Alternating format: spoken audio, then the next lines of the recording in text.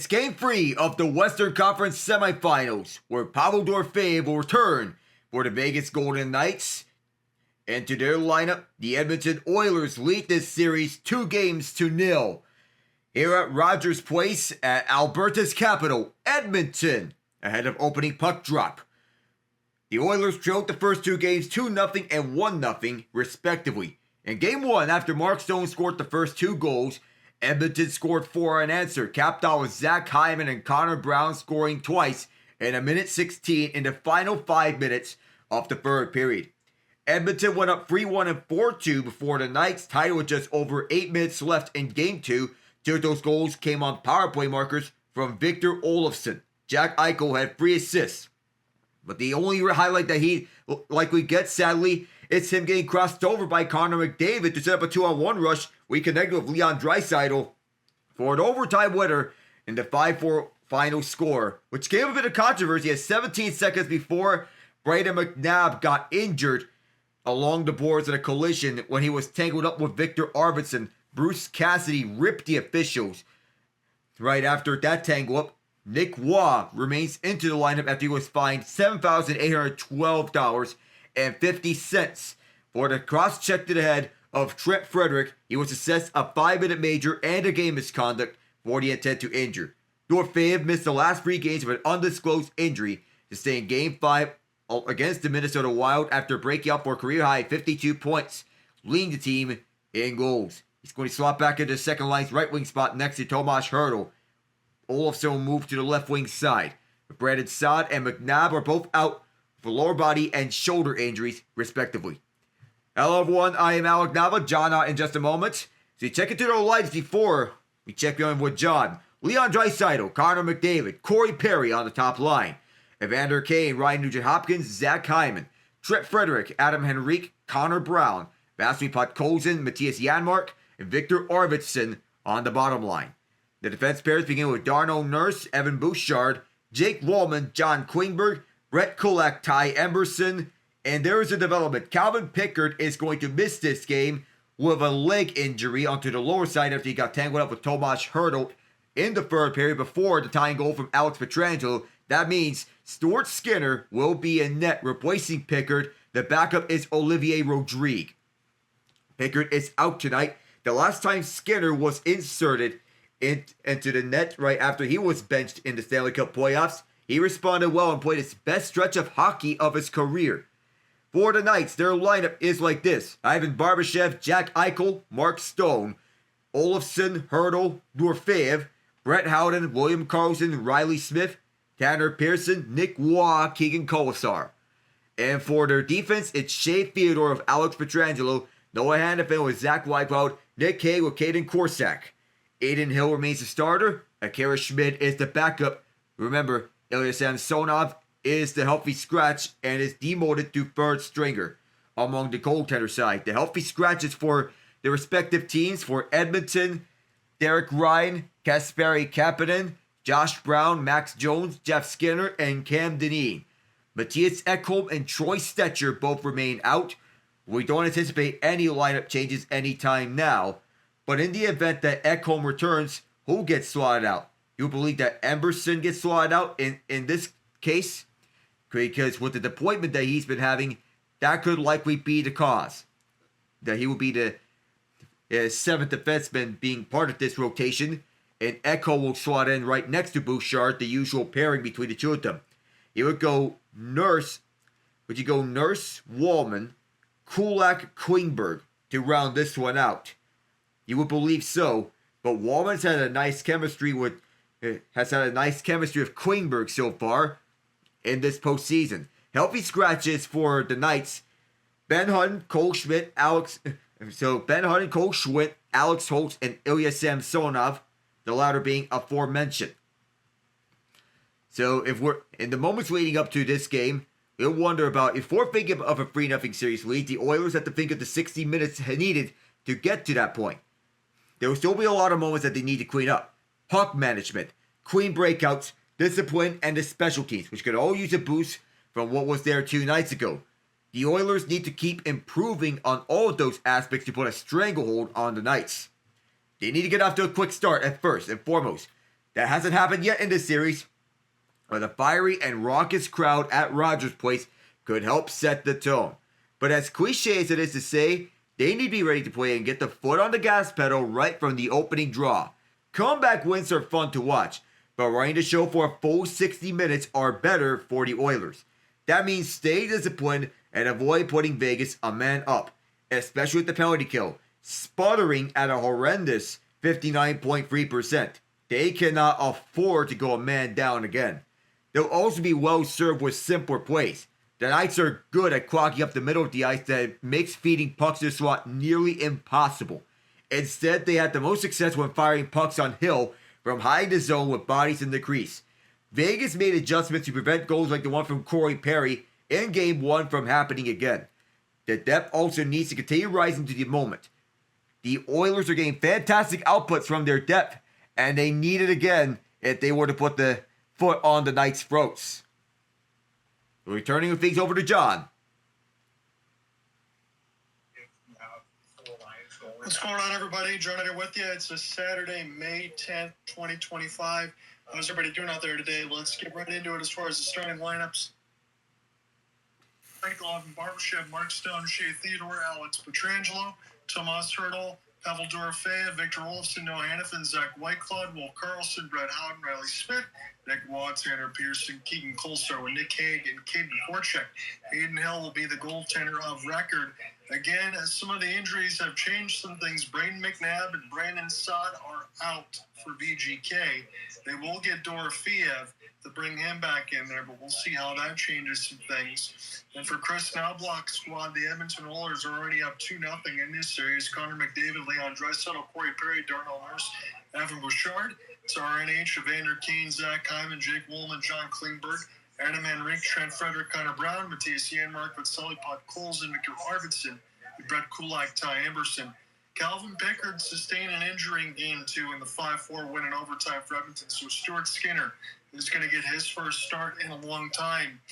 Alec, this is a very desperate Vegas team. I don't know how many times we've had to use that narrative, not very often, but this is a very desperate Vegas team. Now they get to go up against Stuart Skinner, who probably has a little bit of rust, and they're going to get their best chance, Edmonton, against Vegas today. But I would imagine we might see more like the Game 1 Edmonton team that played stout defense against Stuart Skinner. What do you think? You mentioned about how desperate Vegas needs to be, because they have to after losing the first 2 games of the series at their home ice. Brayden McNabb's going to be out, and his stay-at-home presence is going to be sorely missed. That's why they moved Shea Theodore to the left side and moved Alex Pietrangelo up to the top defensive pair. Pietrangelo's not what he was from his days at St. Louis, but they rely on him to be a steady defensive presence. His usual defensive partner, Nick Hague, right next to Caden Korchak on the third pairing.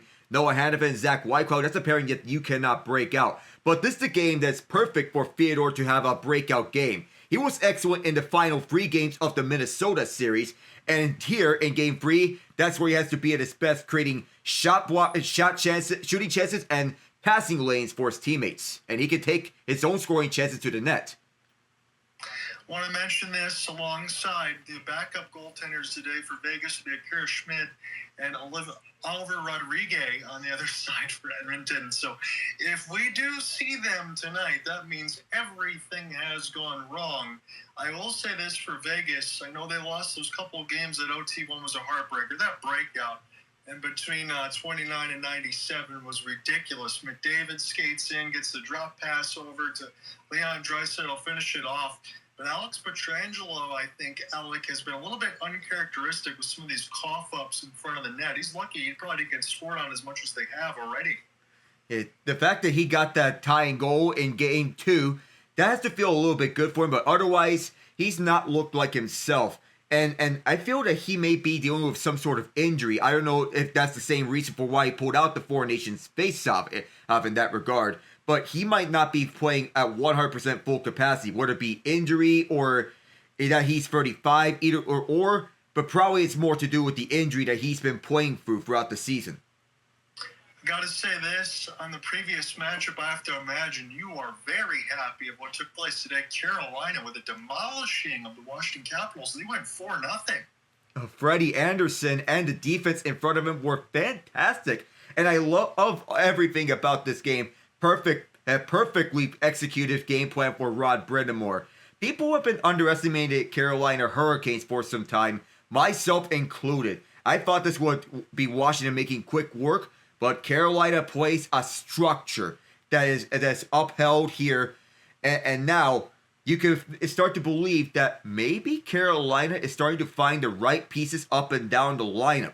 So you want to go with the sneaky route, not the all-in push. Carolina made an all-in push, but they just happened to run into a bad matchup in the Rangers last year. This year, the Capitals are a young team, or young-ish sort of team, that needs to go up from here in terms of playoff experience. Carolina is the experienced team this time around, not the upstart team that they were 6 years ago when they upset the then defending champs. Good work here defensively for Rod Brind'Amour's team. Jacob Slavin has been huge tonight, too. He always is, Alec. You always talk about that, and I agree with you 100% every time we bring up his name. Svechnikov scored the 6 right off the faceoff, able to get around the defense and score pot that wrister. I did see that one. And then Jack Roslovic, Eric Robinson, and Jackson Blake balanced scoring up and down the lineup for Carolina. 21 of 21 for Freddie. Logan Thompson, 24 of 28. It's a 2-1 series lead for the Canes. The Caps are trying to even it back up at 2-2, but I know I told you from the beginning, you and I might be thinking about what a bit differently for the Hurricanes. I did say that they were game for this, but my other question now as we get to these anthems here, Florida did what they had to do the other day with Brad Marchand, and Toronto's going to be thinking, oh no, not again. But if Toronto went up 3-0 in that series, Florida was probably as good as dead. Yeah, I was not surprised that Florida was going to win this game because they needed this one to get one back in it. Because this series is more to do with a track meet now because of Anthony Stolarz' injury. We don't know when Stolarz is going to return, but nonetheless, with Joseph Woll and Sergei Bobrovsky in net, you may be thinking track meet. And the question now, who is the one that's going to survive the track meet the most? Here in Game 3, it was Florida with their comeback victory. But I think it's going to come down to who has the better defense in the end and who steps up with the defensive plays more often. You'll be quite to think that it's Alexander Barkov and Sam Reinhart because they are 2 Selke Trophy nominees. But I'm not sweeping on Toronto's defense either. Well, you can take one loss if you're Toronto. I think the Leafs are going to be fine. I think so too. I think they have to think pretty well about their game. I know what happened with Brad Marchand, I get it, but that was the pure desperation for Florida. If Toronto comes back and wins another game in Sunrise and at least split there, they're going to be in really good standing. We'll talk about that more as we go along. I'm going to lead off the first. I'll give the second to Alec. I'll let him close today. I'm just appreciative to have Alec here with me. It's been interesting. I've been able to do some solo calls since I've been back, and I'm sure it's going to be interesting for Stuart Skinner. This postseason, 0-2, 6-11, 810 save percentage. It's his first start since Game 2 against the Kings. We'd have to think about how he's going to bounce back because if we remember the last time that he got slotted back into the net right after he got benched, he played his best hockey of his career last year. That's no guarantee that he's going to repeat it again, but he needs to find that confidence that he had from last year. We need to see that version of Stuart Skinner. I would say the same thing, Alec, and I know you'd agree with this. 0-2, 404, 862 for Adin Hill.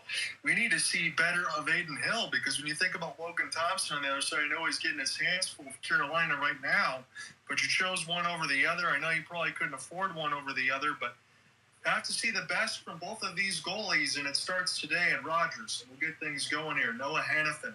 We'll pick this up again. I got the TNT side alongside with Alec. I'm not going to go with Sportsnet because I'll be about a minute ahead at that point. As this is picked up now, right out in front of bouncing puck will be gloved down by Darnell Nurse. We'll try to get this out of his own zone. Again, Edmonton gets a chance to be at Rogers with a 2-0 series lead. You got to feel like they feel pretty good about where they're at. We'll have more to talk about with the Jets and the Stars as well because I have a feeling, Alec, that series is really just getting going. As this is picked up now toward the left side dot. Be sent back around the end boards here.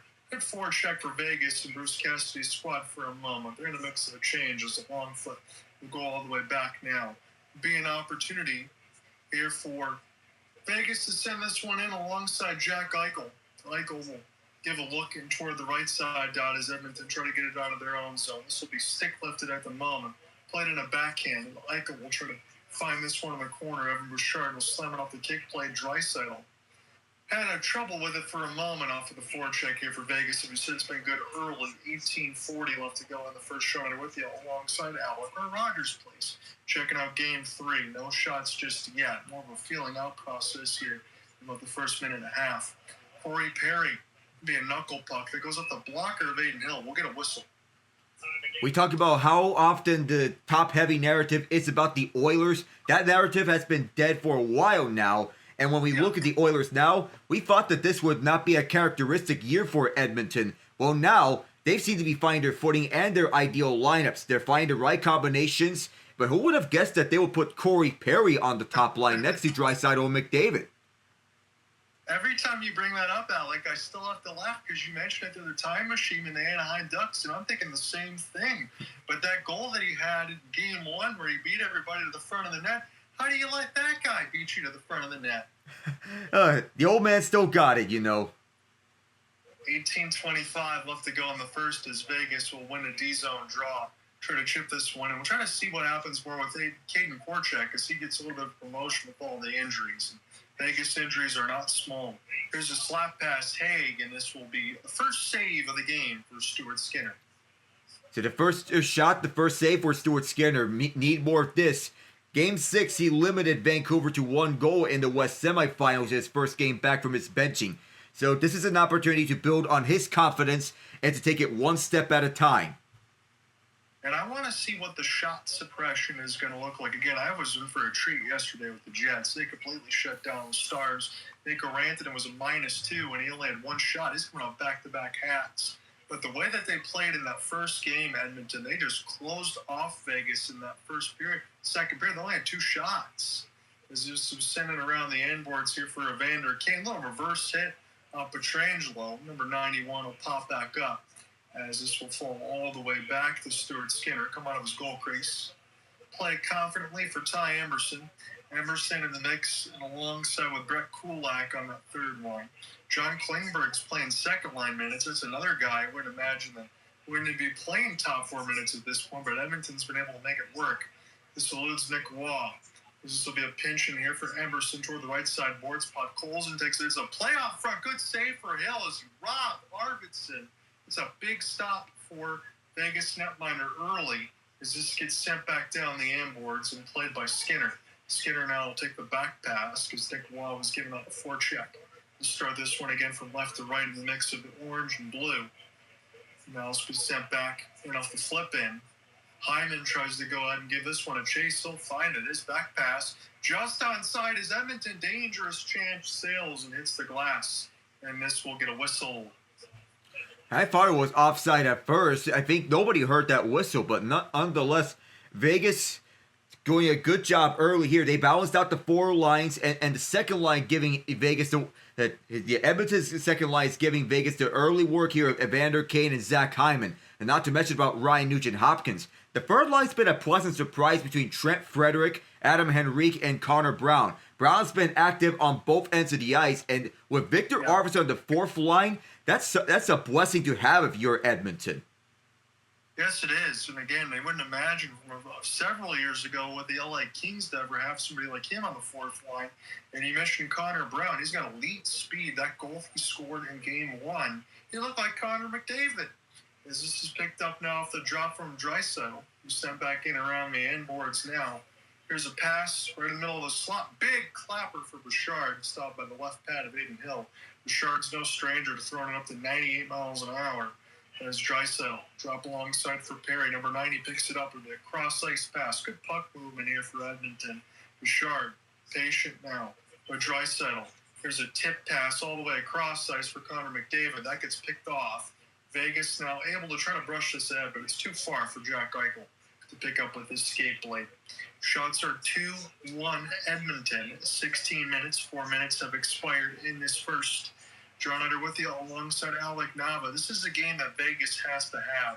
Try to make it a 2-1 series. Edmonton goes up 3-0. I don't think they're going to have the ammunition of Vegas to come all the way back. They just don't have that same type of team anymore with that goaltending. As this is picked up the other way now for Hyman, with the exception of their defense. But Edmonton's defense has been pretty good throughout this last couple of postseasons. Be an opportunity now for Haig. Big cross check, glued right in the middle of the slot. Be sent back around now for RNH. He was stuck in his own end. Vegas now trying to get the forecheck. Here's a slap shot that goes short side. This is the left post. Pietrangelo now off the pitch as Wallman trying to get this puck out now.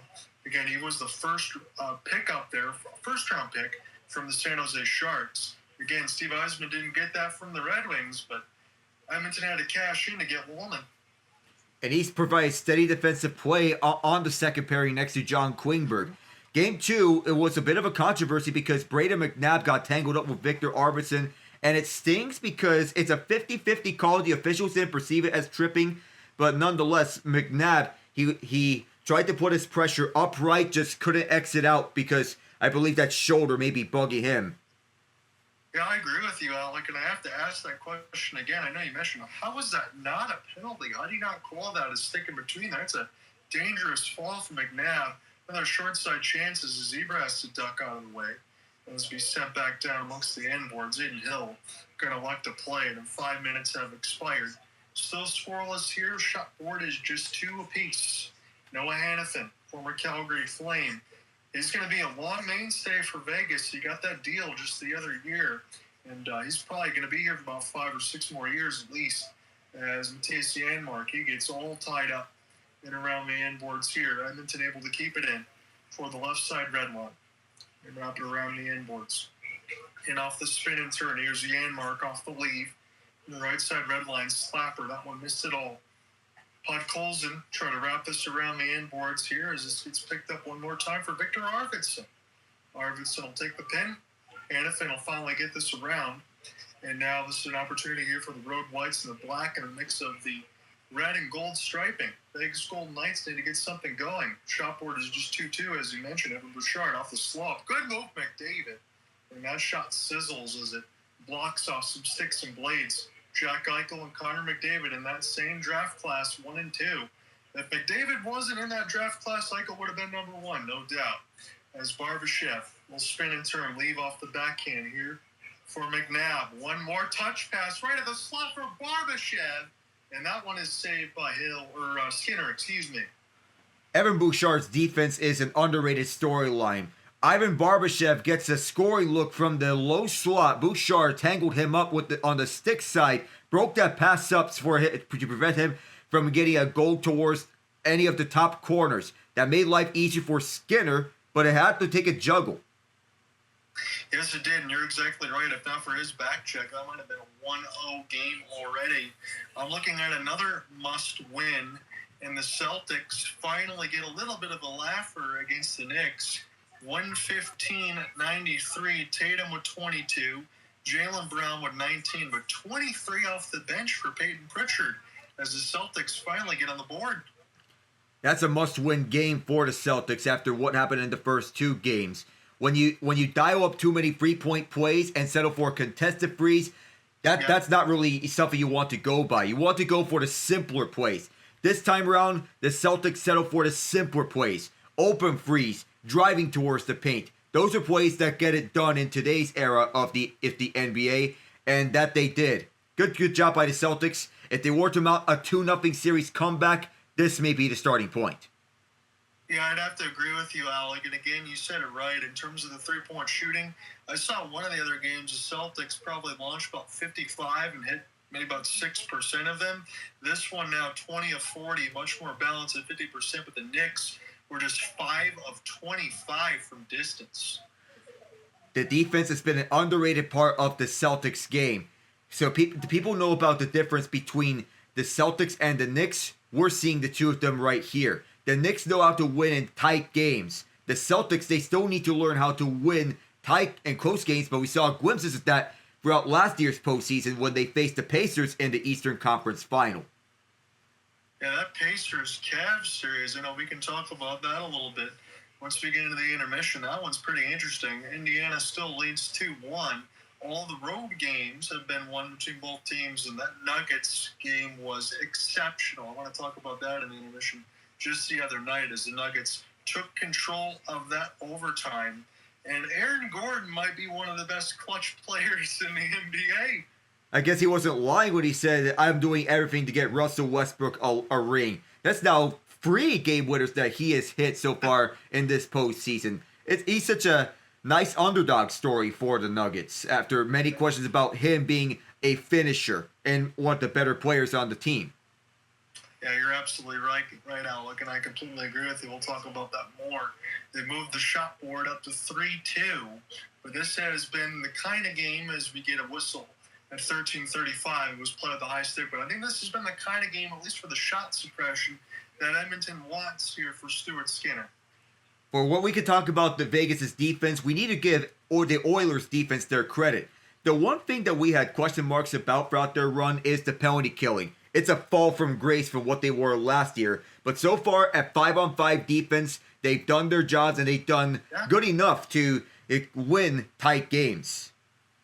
Yeah, it's been serious enough, Alec, where I know we're in the semifinals now on the side of it, but really do feel like the Oilers have the opportunity to get back to the Stanley Cup Finals because they play so well 5-on-5. I think as it goes along, they might try to figure out that penalty kill a little bit more. I mean, last year, as we mentioned, they were otherworldly.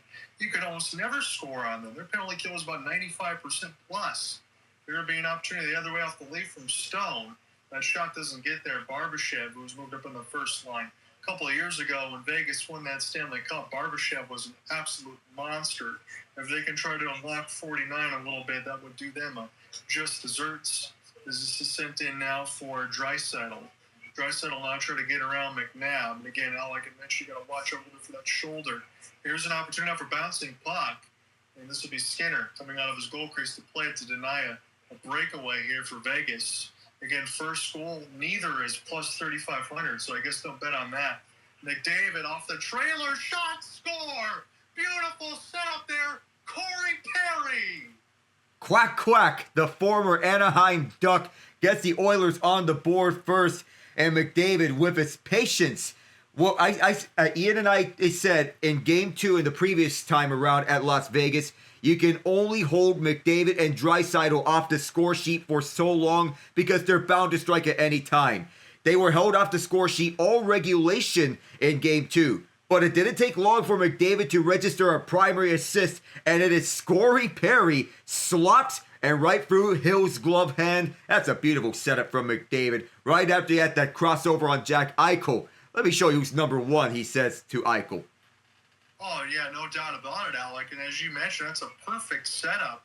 And again, as we said, Corey Perry gets to walk unmarked right in the slot and just roof it wherever he wants. That can't happen if you're Vegas. No, you need to do a better job defending the slot. You made adjustments in Game 2 to prevent goals from down low. You want to account for all places of the slot, and with Edmonton's ferocious 4-line attack. Oh my goodness, 91-19 almost combined with Kane and Hyman. Edmonton now now there's some battles up in front of the net. We might be getting some penalty calls. We'll see in a moment. Yeah, there's bad blood. I think Alex Pietrangelo is a little disgruntled up.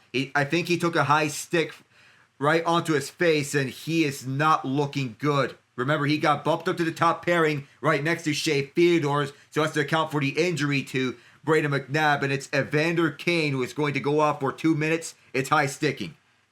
Yeah, it's near the right eye. Pietrangelo really trying to shake that one out as the play was going all over the place, and there's a big hit against the glass.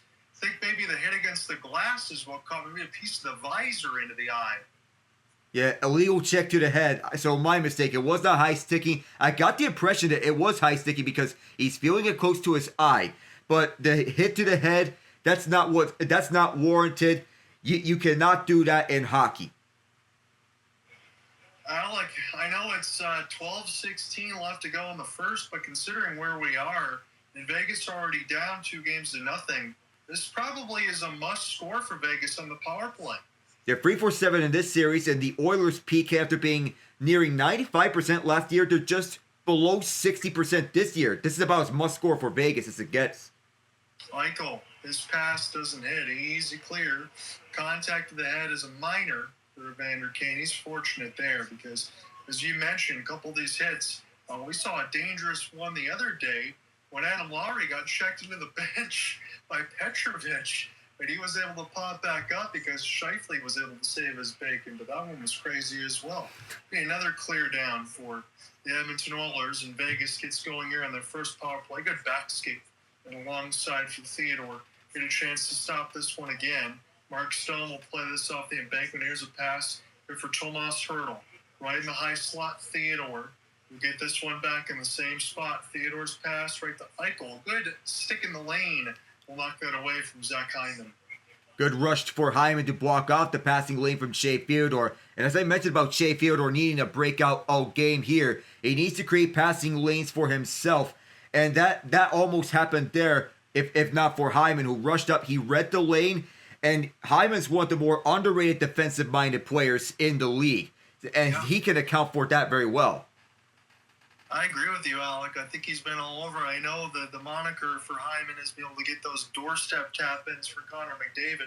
When he's available to do that, he does that. But back where he is in the line, as you said, especially in the third, his propensity for defense to do whatever they need. He scored a big goal in Game 1 as well.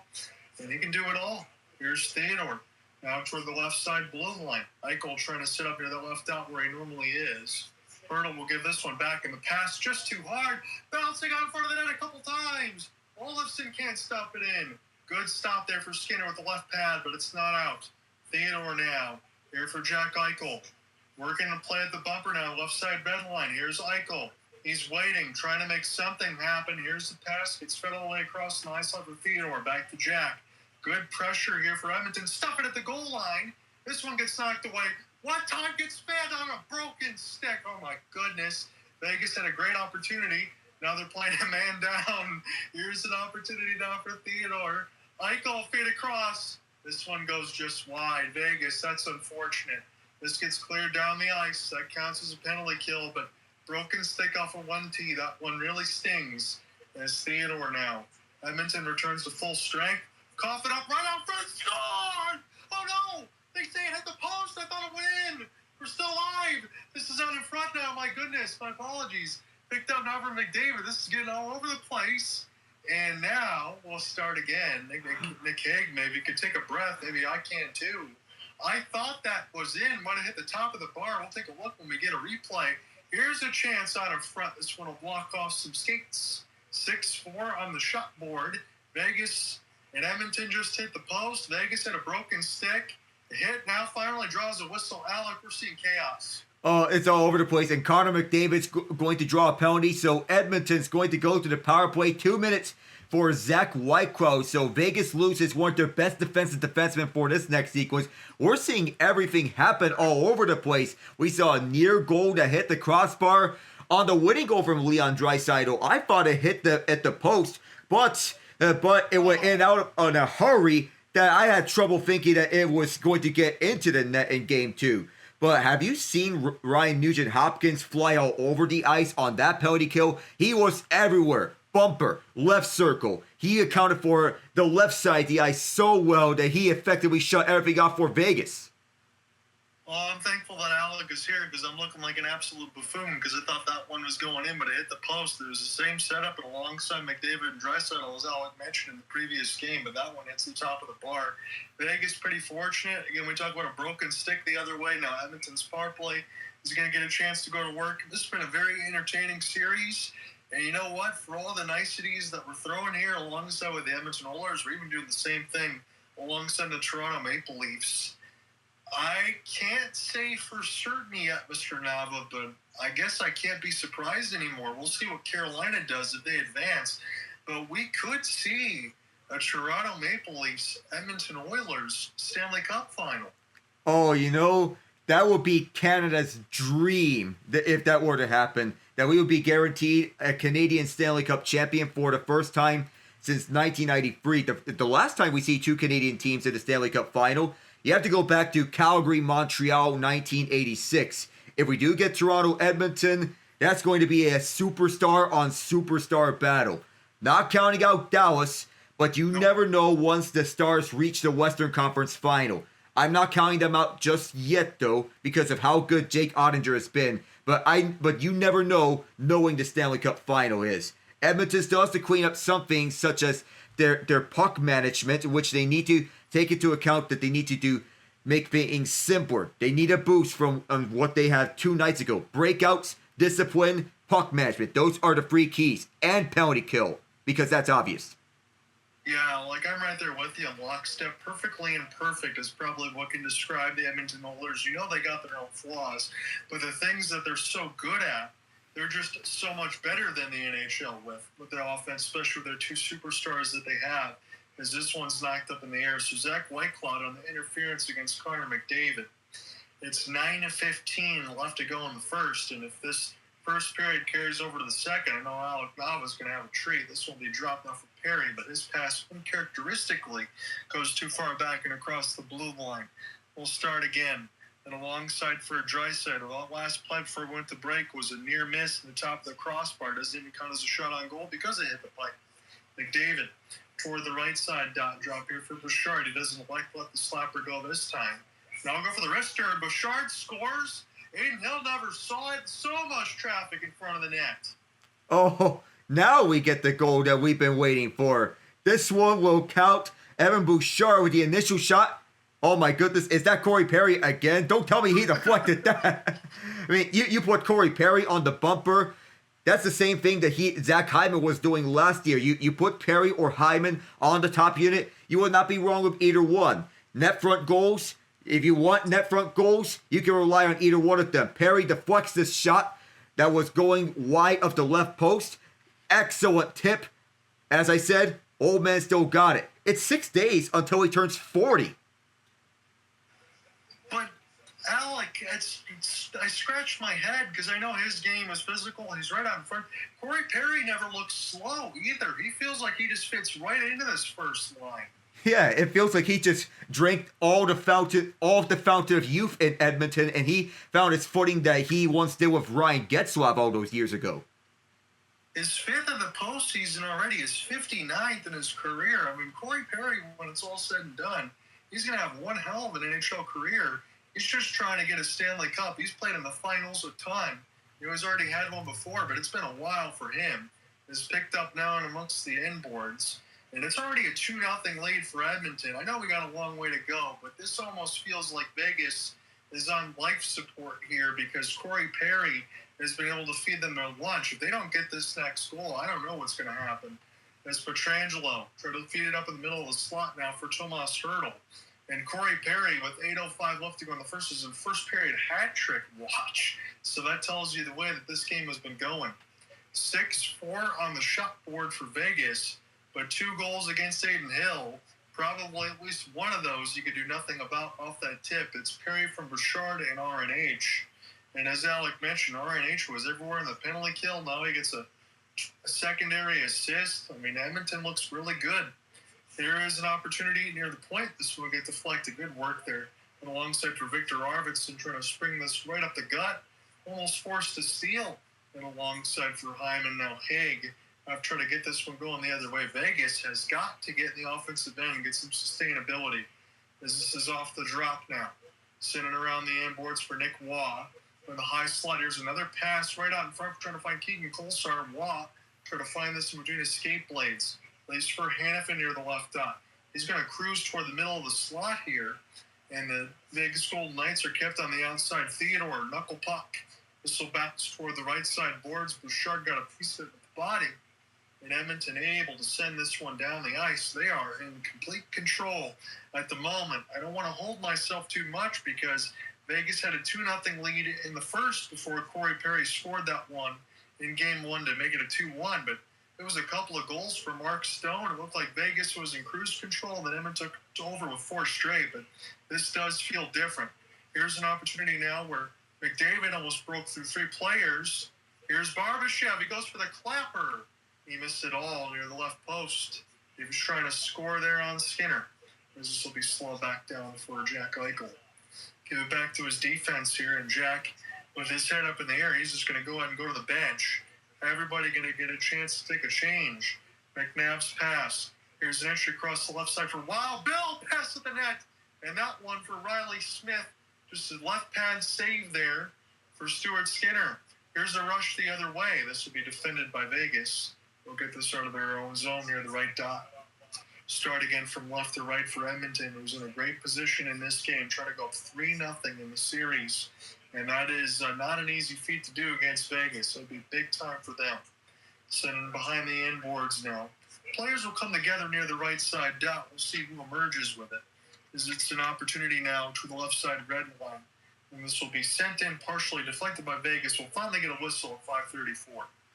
Everything's happening for Vegas. Everything's happening for Edmonton, but this is a nightmare start for Vegas. Riley Smith almost gets a tap-in goal from William Karlsson. That's the old connection between the two original misfits, and they're on the third line. Initially, they were first liners with Jonathan Marchessault as their winger, but that needed to be one there for Smith and Karlsson to connect with one another. They usually don't miss there, but that time they did, which is unfortunate for Vegas. I'm wondering, Alec, and I know this is blasphemy to say because we still have 5:34 left to go in this first, but I'm just wondering where it's going to come from for Vegas, because from what I saw in Game 1, I know Game 2 was wide open, but this Game 1 and Game 3 almost look identical in terms of Edmonton's defense. And when they play like this, you already mentioned the 5-on-5 play. They know how to score. Corey Perry's already got a couple. A few years ago, I think Vegas would be able to match up with anybody, but right now, I just don't think that they're strong enough to take out the Oilers. The thing is, though, when a team is won a Stanley Cup a couple years ago, there's a phenomenon called the cup tax. Well, you want to have the key players stay along. That means Eichel, Stone, you kept those two along. Most of your key players in those cup runs are still here. Unfortunately, cost-cutting moves are going to factor into roster construction. But Vegas, we talk about how they can roll all 4 forward lines, but nowadays it feels like it's Edmonton that can be able to roll all 4 forward lines, and Vegas is the one that's a step behind, despite the fact that Edmonton finished third in the Pacific. Yeah, you're right. I think that's fair to say about the cap and the cost-cutting and all that stuff, the price of winning the cup. Look, you made a lot of those moves over the last few years. We know about that. Jack Eichel, Tomáš Hertl, Alex Pietrangelo. You have those big swings. You brought in Max Pacioretty from a few seasons ago. I know he sustained some injuries, but you're right. Noah Hanifin now. At some point, you're not going to be able to put the rest of that roster around you. And Vegas is still deep. But from the games that I've watched, I know they got past Minnesota, but they did not make it look easy. And Vegas just doesn't feel like that dominant team that we're used to seeing. I know some other fans outside of Vegas are going to be missing that point because they don't want to see them have success. But this is just not what we're used to seeing from this team. And we'll see how much longer they can be in that Stanley Cup window, because I think at some point out, like in the next couple of seasons, is Dorofeyev now trying to throw some fists, and alongside White Cloud, they're going to blow this play dead. But I'm going to say in this next point, in the next couple of seasons, Vegas might not be in that window anymore. Vegas has been in a Stanley Cup conversation nearly every year of their existence. It's natural that teams would rebuild at time to time. At Vegas, they did a little retool right before they won the Stanley Cup, and it paid off for them. Now you got to wonder if they have the appropriate pieces. They lost Marchessault. They lost Chandler Stevenson this past free agency. They made some moves to fill up those gaps, in Pavel Dorofeyev being into the second line full time. Brett Howden getting extended looks on the third line with William Karlsson and Riley Smith. They brought in Brandon Saad. They brought in Victor Olofsson. They brought in Tanner Pearson. It's good to have the veteran experiences. The question is, are they the right fit? Saad is the right fit, but what about Pearson? Yeah, I haven't seen Tanner Pearson do much of anything, but here's his chance. This one is a late pass across. Pearson was wide open. Rolling puck goes in. We just talked about Vegas needed it, and they did provide it on that bottom line. Yeah, with Tanner Pearson on the ice. Nick Hague with the initial shot. Nic Roy, who took that cross-check to Trent Frederic's face last game. He gets the first goal for Vegas, so that's one that they need to have, and badly. He was the one driving this to the inside. Want to pass for Pearson, want to poke this one home. Pearson drove towards Skinner, and off the rebound, Roy gets the puck right off of Hague's shot. It came in and out of Skinner's. He misplayed the puck, and I think Skinner was like, oh, I think this is one that Skinner would love to have back. because he gave up a juicy rebound right on Waugh's doorstep. He did, Alec, and I kind of wonder, he did a great job, Skinner, of holding on to that left post. I thought he closed everything off. Somehow the puck fell beneath him, and as you mentioned, Nic Roy was able to get the easiest tap-in of all time. We were just talking about Vegas. That's apropos that they end up finishing it off, because, again, Nic Roy is one of those guys that's been there for a long time. You can move him between the second, third, and fourth line, and he's one of those guys generally that doesn't miss a beat. Corey Perry hasn't missed one either, as this will be dropped now. And alongside that first line, here's an opportunity right at the net. Darnell Nurse trying to find McDavid. And now Vegas has to get this out of their own zone. Jack Eichel is so good being able to carry the puck. He's kind of a big rig as far as being able to move things around. Eichel now tries to get the steal off the stick lift, but Edmonton able to escape the pressure. And it's Noah Hanifin that eludes it away from McDavid. It's Nic Roy from Hague. That goal was badly needed. See what Tomáš Hertl could do. Beautiful move. Oh, my goodness. What a goal. Riley Smith, are you kidding? Backhand, forehand. He looked like Connor McDavid out there, taking a goal into his zone and has tied this game up at 2. We were wondering about what Vegas needed to do to get back at this. But now they're all evened up here at 2 apiece on the goal sheet. With if the drop pass, and Smith just did the rest, going inside, outside, splitting the gap on this fourth line between Vasily Podkolzin and Victor Arvidsson. Oh my goodness. And he was able to sneak it 5-hole. That is gorgeous. Thank you for that, Alec, because I know I mentioned the wrong name. That's Riley Smith. I thought it was Hertl, because Riley Smith could make those moves like that. He took Connor Brown's special from Game 1. He put it to Game 3. I just had this conversation with you alongside Vegas. I guess their ears must have been burning. This is a tie game now. They must have. They needed this to get back at this. If Vegas needs to win one, it's desperately this one. They finally got the memo. That was an incredible move for Riley Smith. I mean, he undressed the defense. 2 goals in 54 seconds. Skinner, one of those you could blame in the mix of Nic Roy, but I don't know how Skinner's going to be able to stop that, because Riley Smith just skated through the defense. I guess watching highlight film from McDavid and Draisaitl's overtime winner last night does help out a lot. But do remember, role players can put up fancy moves as well, and Smith just did that. 9-4 on the shot board. Again, about 5 minutes ago, I felt like I was writing the post-mortem for Vegas. I know it's just 2-0 in the series, but that was life that they found. Now the most important part for Vegas is make sure you keep the scoreline where it is or improve upon it. You don't want to let Edmonton try to get back into this, because those are 2 incredible goals. This is now dropped the other way for Wolf Karlsson. He's trying to get around the defense. He gets taken down. And there's no way Vegas doesn't get energy out of this. As Brett Howard, this is a baseball-style snack for Skinner, as we get some pushing and shoving behind the net. If I'm Edmonton, got to be careful here with the pushing and shoving, because sometimes it can spiral out of control. And good job by the officials to separate Trent Frederic and Riley Smith afterwards. Stuart Skinner, he needs to find his game again, because last time around, when he came back onto the goal crease in the playoffs, he gave up 1 goal. Here he's given up 2 here in the first period. Once again, it's about finding your game. At least one of them he wanted to have back. The other one, there's just no way he was stopping that. But once again, he needs to find that game and be comfortable in the goal crease. Yeah, we'll have to find that, Alec, because we're going to have to wonder how long Calvin Pickard's going to be out. I know in between it, I know you and I could have that conversation as well. If you think about it, for how many weeks, months, years ago for Calvin Pickard, he probably never was expected to be in this spot. RNH gets the steal. And this one wide of Aiden Hill was trying to check it. This was to the right side of the boards. Working behind the net now. Here's an opportunity. Hyman trying to center it out. Here's another clapper. Right at the net. Oh my goodness. What a stop by Hill with the right pad. That should have been an automatic goal. This will be flipped back the other way for Tomáš Hertl. Hertl now trying to give a chase on Skinner. And this one will bank in off the glass of Vander Kane. Will send it back through his defense. We've had a lot of action put on top of us. Between Alec Navo and I. John, under with you on the call. Alec's going to take over in the second. Hopefully we can maintain this same type of pace, because this feels like a shootout. Send away the other way for Leon Draisaitl. He'll get his own turn and around the end boards, try to leave it. Edmonton there, Corey Perry off the drop. He gets hit hard by McNabb. That's what you got to do against Corey Perry. He's still a big man, locomotive, can get the job done. He's already scored twice. This is sent the other way as Tanner Pearson gets cut off, and Evan Bouchard's going to have to pick up his twig. Edmonton now try to go left and right. Leon Draisaitl's pass gets partially blocked, gets it back. Corey Perry, see what he can do.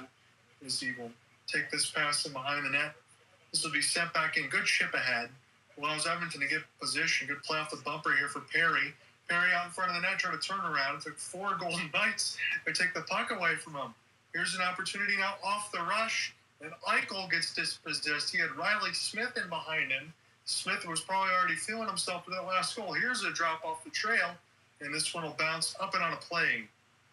A 2-on-1, but Evan Bouchard cuts off Jack Eichel, not allowing him to get a look on the 2-on-1. Riley Smith was riding along with him. The Oiler defense is doing just enough to stay into this tie hockey game. Brett Kulak fires that clapper, but Evander King, while he gets boxed out by Nick Hague, Ryan Nugent-Hopkins scoops it up on the backhand to try to stuff that one in. Aiden Hill with a beautiful kick save and a beauty. Corey Perry, 224 games, which is first. 59 goals for 134 points, which is 7th, all in the playoffs. Does help because it seems like as every calendar year goes along, Alec, Corey Perry finds himself in the postseason. He has moved quite around quite a bit, but he's always been a factor. This is his sending behind the inboards. Again, as Alec mentioned, about to turn 40, and he's in that first line dominating. Here's the pass in behind the inboards now, as this will be picked off by Vegas. Try to go right to left. William Karlsson, full flight off the drop for Barbashev. Another look here now for Bruce Cassidy's squad. This wrister gets blocked out in front. This goes toward the left side of the bumper, White Cloud. Then this toward the right side for Hague. Here's an outstretched stick reach for Barbashev. Hanifin, good pass. Hanifin will elect for the pass. Probably should have shot that in a back line skate. Thankfully for Howden, we'll get this pickup here for Vegas. Battle this around the inboards. Again, the shot board reads just 9-6, but there's been 4 goals, 2 aside. This will be settled back down for Pietrangelo. Time for one more Vegas rush. Karlsson near the right side wing. We'll send this one in deep. Back for Keegan Kolesar. Kolesar tries to finish his hit. Down to 10 seconds. Karlsson will take a look one more time as he gets a brace near the right side. Howden try to find it down to 5. Vegas throw it around the goal mouth. And that is going to end the first 2-2 as we get some more pushing. Kulak wants a piece of Howden. This one's going to draw a crowd. It's been a high-energy first period between the Perry goals and Vegas with the response with the 2 goals afterwards. And that excellent penalty kill by the Edmonton Oilers on the Vegas Golden Knights. One that they so desperately needed in that opening frame because the penalty kill has been the polar opposite this year compared to last year's penalty kill. They're still in this one, both teams. But Vegas, they're playing like a desperate team wanting to win one. I know you mentioned this alongside Stuart Skinner. We're going to have to follow it because shot board officially shots on goal 9-6 Vegas. And that first the hits, 17-7 for Vegas. Faceoffs 11-8 for Edmonton. You mentioned that penalty kill side. Edmonton looked good. There wasn't a lot of power plays to be had. Giveaways, not too many. But we'll see if Stuart Skinner can find his game because we have to figure out, Alec, the golden question. And there is a pun there for Edmonton in the next. How long is Calvin Pickard going to be out? I guess we'll find that as the series goes along. But what I did see in the schedule, every other day, these teams will be playing. So no extended days off after we change venues. So that may be something to monitor for Edmonton. The latest we've read of them is that he is day-to-day with his injury. So they're going to check up on him tomorrow to see his status. If he can return sooner, that will be the best news for him because he's performed close enough to admirable in this postseason. That he's doing just enough to keep the Oilers afloat. Corey Perry got his 4th of the postseason, the first of this game from McDavid and Draisaitl at 7:19. And then answers on the power play as Whiteclaw ended up going to the box. It was Bouchard and Nugent-Hopkins. That went at 11-12. Nic Roy then answers with a slap shot from Hague. Probably should have been had there for Stuart Skinner. He was hugging that left post that went underneath his leg, and Nic Roy gets the tap in, assisted by Keegan Kolesar as a secondary, and then Riley Smith, my goodness, undresses the defense, gets his second of the postseason at 16-11, about 45-some seconds apart from Eichel and Zach Whitecloud. Stuart Skinner, 7 of 9, and Adin Hill, 4 of 6. Again, we can talk about everything that we mentioned with Skinner, and we did. We can say the same thing for Adin Hill. He just hasn't been on his game. And in between these two teams, Edmonton, I think, is very comfortable between Calvin Pickard and Stuart Skinner. But for Akira Schmid, I don't think Adin Hill's going to be able to lose his job. But if he gets absolutely lit up like a Christmas tree, you got to figure out something. Because if Vegas goes down 3-0, you might have to turn somewhere else. You might have to. Schmid has limited production here so far, or in the postseason. Was solid in the first round against the Rangers in 2023. Against the Hurricanes was a different story. But so far, it's been more of an unproven bag here so far. 1856, and he has stopped 9 of 9 so far in the postseason. That's not big enough as a sample size to determine how good someone may be. But we don't know how Schmidt's going to truly pan out here in Vegas. But we do know how good the penalty kill is for the Golden Knights so far after it was up and down in the regular season. It's been the wild ride for them. Yes, it has. I want to draw your attention to a couple of the games tomorrow, Alec, if you don't mind. Again, I'll be watching one, but not be available for the Mother's Day side. But the first one is the Jets and the Stars. It'll be about 4:30 Eastern. And the Stars get the chance to go back home to American Airlines. Look, I don't think either one of these teams mind a 1-1 series. I'm pretty sure, Alec, it was partially expected. But that game that the Jets played just the other night was their best game of the playoffs, bar none. And Connor Hellebuyck made some outstanding saves when he absolutely robbed Evgeny Dodonov and then Sagan and Ben on that 2-on-1. I think the Stars can play much better, but what I noticed at the Jets was just the amount of pressure that they put on guys like Jason Robertson and Mikko Rantanen. I mean, they put Mikko Rantanen in a box yesterday.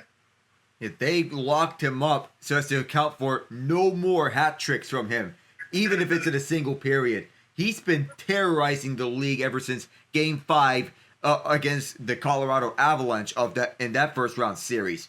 Between the Winnipeg and Dallas, Winnipeg has found their footing here at home.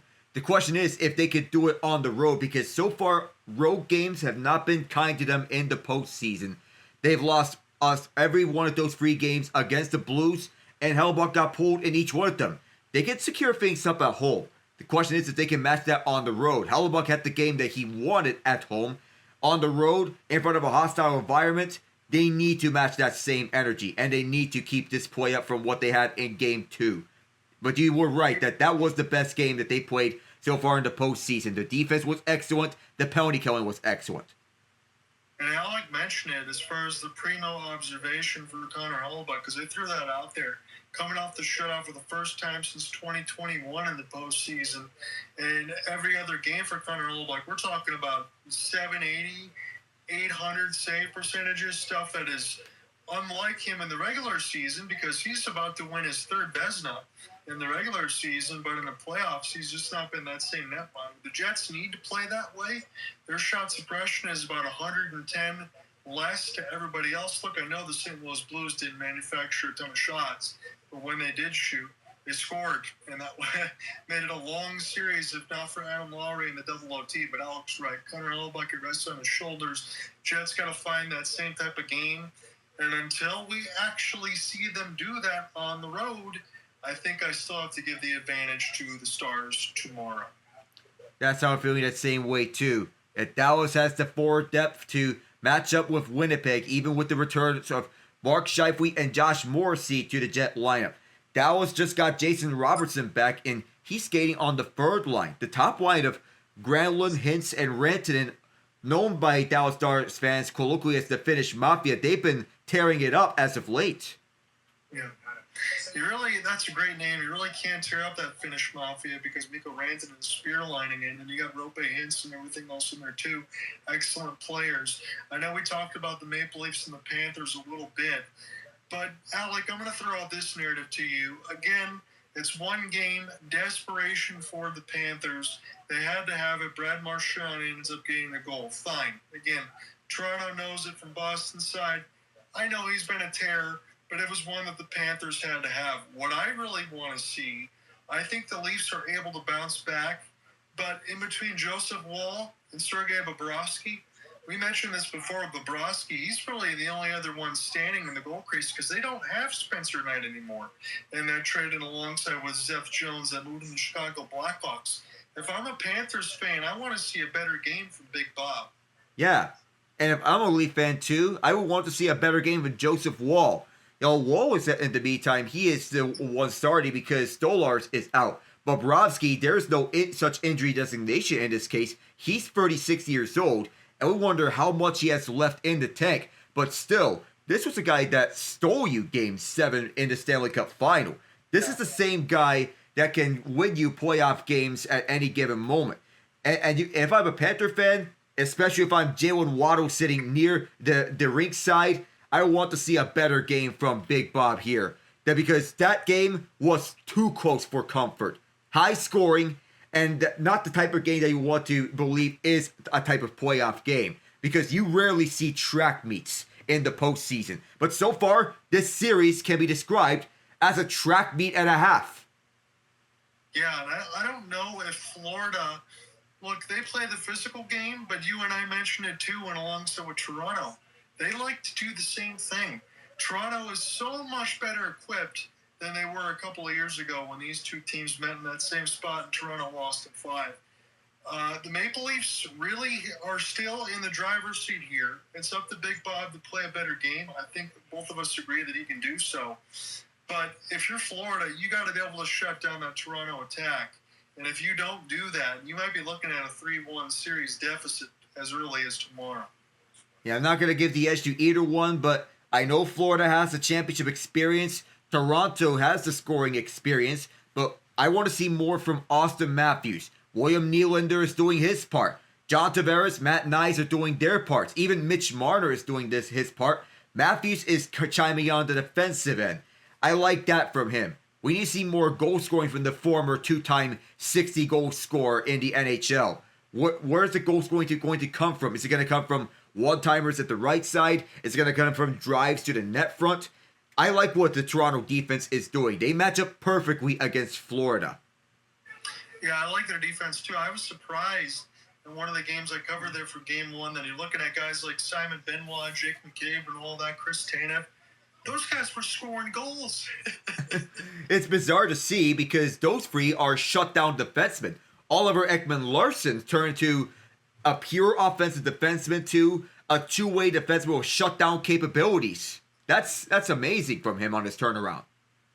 Yeah, and I think Craig Berube deserves a lot of credit there alongside. I don't agree there, but he's kind of transformed that. You want to not see the same old song and dance from Toronto. And again, as we talk about too, this could be, if the core four and they win a Stanley Cup, hey, you're keeping the team together. But you've already seen it so many years, if it goes the other way, it's probably going to get blown up at least a little bit, whether or not John Tavares takes a sweetheart deal or whatever they move along.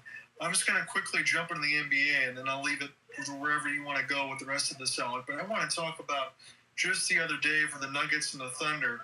Again, that one goes in OT, and I kept hearing it alongside the ESPN side between Mark Jones in the mix of it. They kept mentioning and hammering it down that Jokic just didn't have a good shooting game. I had to laugh a little bit to myself, Alec, because he's put in such a high standard, and one game that he doesn't shoot well, all of a sudden everybody's surprised.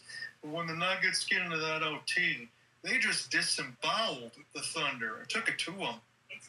When it's not him, it's basically the supporting cast around Jokic. That he had himself a poor shooting night for his standards, even for the 20 points, 16 rebounds. The 16 rebounds were crucial for the win. Even for the two MVP candidates having themselves poor shooting nights. SGA with 18 points, 13 rebounds, 7 assists. Those rebounds and assists are what stood out on what was an otherwise a poor shooting night. And Jalen Williams was actively keeping OKC in this one with his 32 points. Game high, by the way. But the difference was Aaron Gordon and Jamal Murray. Those two were what stood out for Denver in getting the win.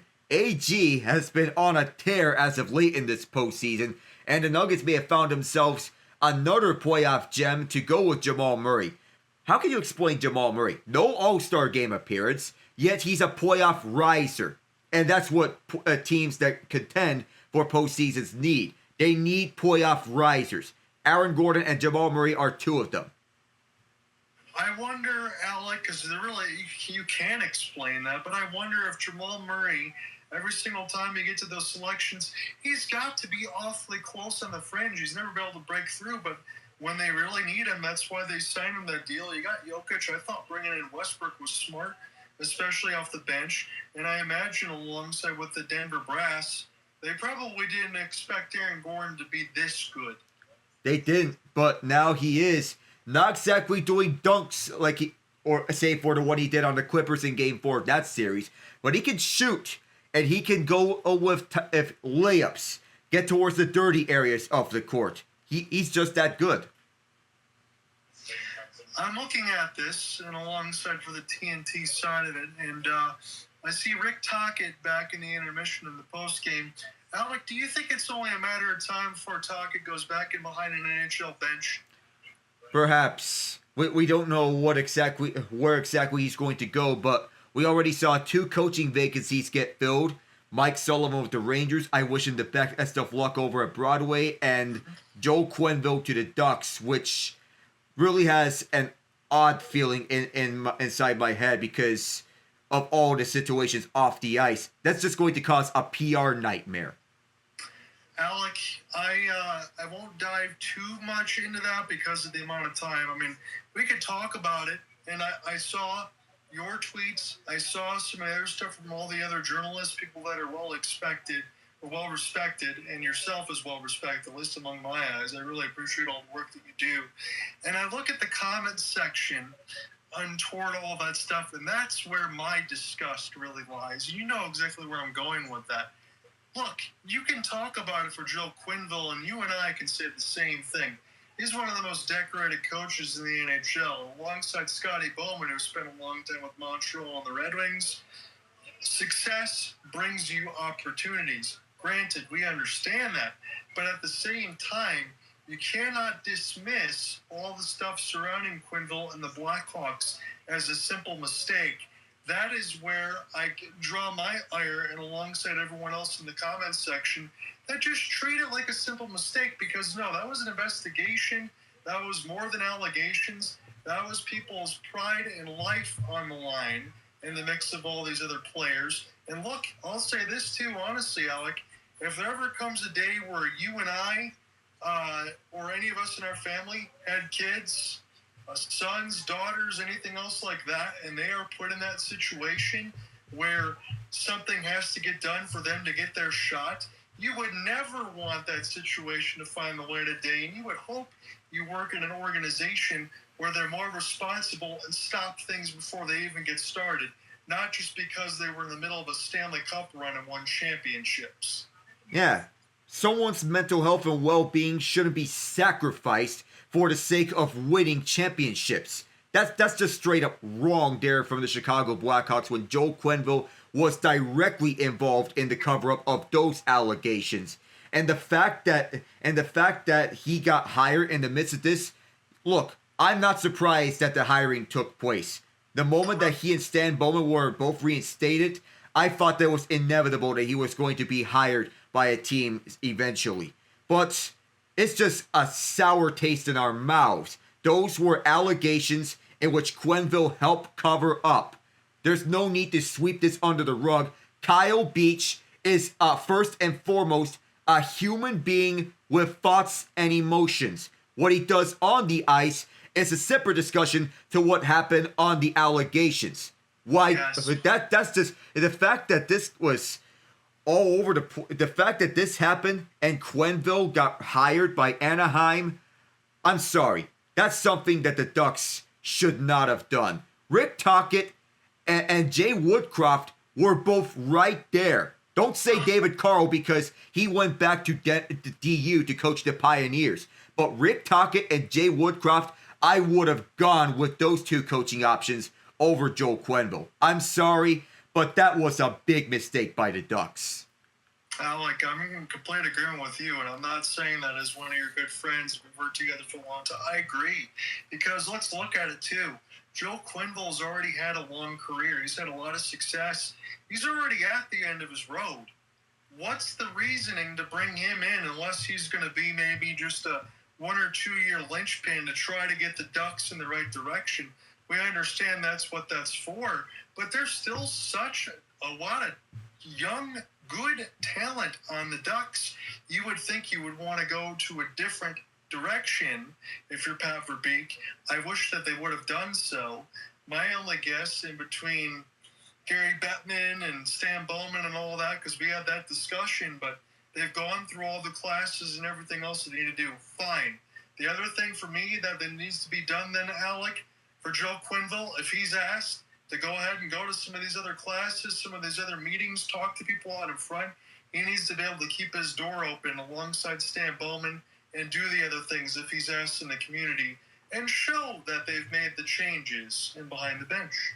Exactly. Show that you are a man of your word. Show that you will become a better person. Live up to what you said on your opening press conference and show that you are a changed man and show that you are a better person than what happened 15 years ago during that Stanley Cup run. I will hold Joe Quenneville to that standard all the time throughout his tenure with Anaheim, just like I'm doing to Stan Bowman now. Well, I really appreciate having that conversation with you. I'm glad we got that done in a timely fashion as well, on top of everything else. This has been a really entertaining game. I want you to take over the second period. Let's have some fun with it. Here we go with this second period. Alec Nava, John Ott. After a very eventful first period where Vegas scored twice in 54 seconds, let's see what the Oilers have to show of it. They're starting with the third line out there of Frederic, Henrique, and Brown, as this is fired down the ice where Hill gloves it for Zach Whitecloud, who took a penalty earlier in the game. Inside is Wild Bill to the near corner. Boxed out by two Oilers as it comes behind the net for Victor Olofsson. Towards the left point, across for Whitecloud. Whitecloud to the net, fired wide. It'll be picked up now by Darnell Nurse. Comes in front for Frederic.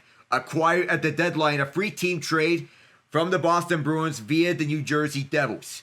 Right behind the net, shoved towards the near side as this puck goes up the wall, and it's iced with Jake Wallman coming through. You mentioned that line alongside Frederic or Brown. I see Jake Wallman there, but it seems over the last couple of years, Alec, that bottom six has been able to be reinvented. They moved Corey Perry now to the first good depth for the Oilers as they're showing some of those goals. There's been a lot going on in the first. Now we're going to see if Stuart Skinner can find a way to be on the top of his game in this second period. What the front office want to do is find an ideal third line after the losses of Warren Foegele and Ryan McLeod in the offseason. And they got that in the likes of Frederic and Brown on the third line to join Henrique. Henrique's a good third line center to have, as once again, no, we are not having an icing. It's Wallman will hand off for Bouchard. I thought there was going to be an icing. Stuart Skinner was calling for such. Bouchard holds up and will set it up on for the backhand to Aiden Hill. He plays on the backhand. Tie up right behind the net. Theodore trying to escape. Shea Theodore on the backhand. Jack Eichel moves up onto the far side. A tie up, and the Oilers can't move this through. Vegas comes back with this. Here is Brett Howden. Low toe drag. The puck disagreed with him, and so did the Oilers. Rink wide on the pass from McDavid. Up for Perry. This bounced south of him, and it's collected up by Edmonton. Perry right behind the net. Forced wide by Theodore. Towards the one-timer at the high point. And that one was stopped by Hill. On the keep is Nugent-Hopkins. RNH trying to find an open lane. Barbashev forces him aside. Howden trying to play his hand onto this. On the far corner, Pietrangelo tried to get things around, and he does. For the near side, bounced up. Skinner calling for another icing. He will not get that call. John Klingberg will start up. Klingberg for the far side. Klingberg shoots it around, and RNH will be the first to touch up. Or rather, Pietrangelo. Carlson fed it up, and now moving for the near side lane is Tomáš Hertl. Hertl, the former Shark, boxed out by Darnell Nurse, and tried to help him one of the Knights, but two Oilers combined there to take it away. For the far side, here's the feed. Backed it off the far wall, and getting slowed down was Zach Hyman. Ran into by one of the Knights, and Pavel Dorofeyev comes back up with this. Chipped away by Ty Emberson. And on the third pairing here for Edmonton is Kane backhands it deep. RNH too far for him. Vegas will reset with this. Through the middle, Riley Smith chips it around. Emberson there to backhand it away.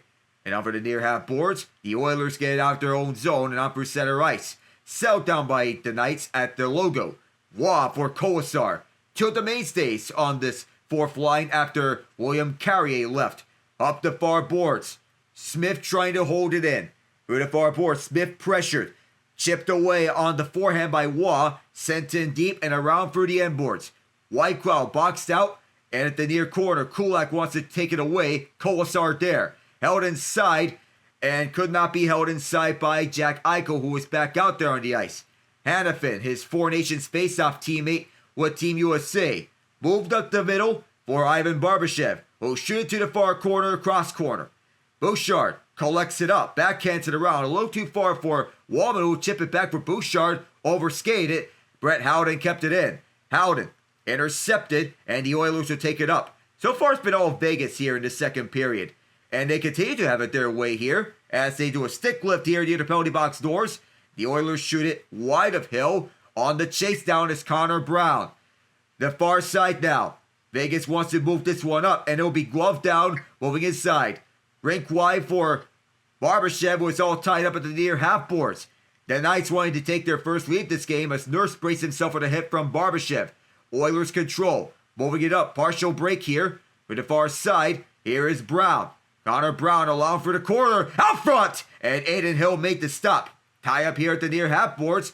Vegas gets it out. Darno Nurse.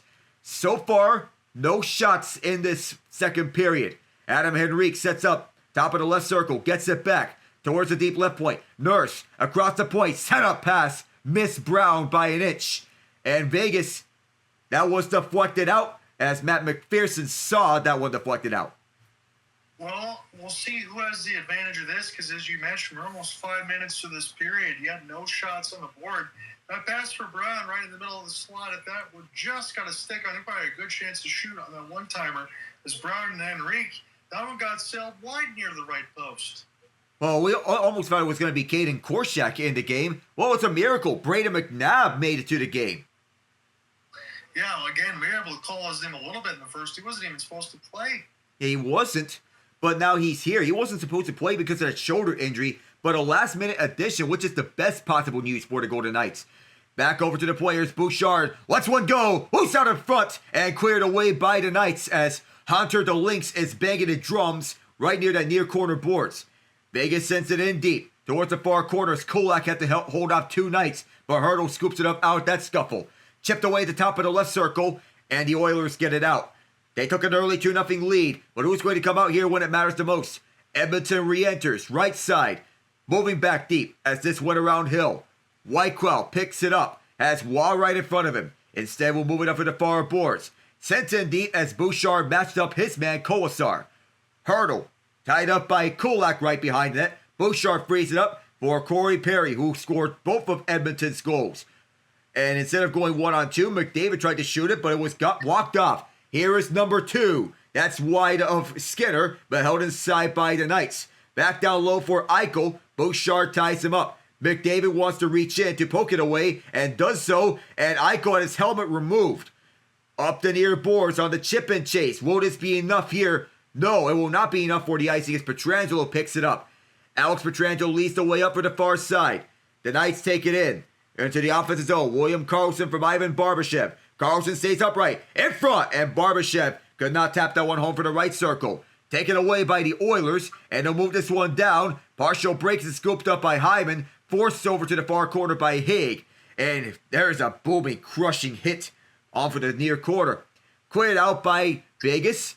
10-8 the shot advantage in favor of the Knights. In comparison to the Canes game earlier, this has been a high-event game. Here's the entry. Hyman winds one up and is kicked out by Hill. Kane holds it inside. Hyman tying up his man. Going right behind the net. Nick Hague wants to clear, but can't do so. Held inside by Edmonton. The chance to the slot was swept away. Good poke check by Riley Smith. And now the Golden Knights will retrieve at their own end. Alex Pietrangelo moves it up the near side to an open Riley Smith. Stuart Skinner has had enough of this one. Exactly 7 minutes deep, it remains level at 2. We'll take our break as Riley Smith just flips a backhand hold and get an offensive zone draw for Vegas. Second period's been more of a feeling out process as 7 minutes have expired inside.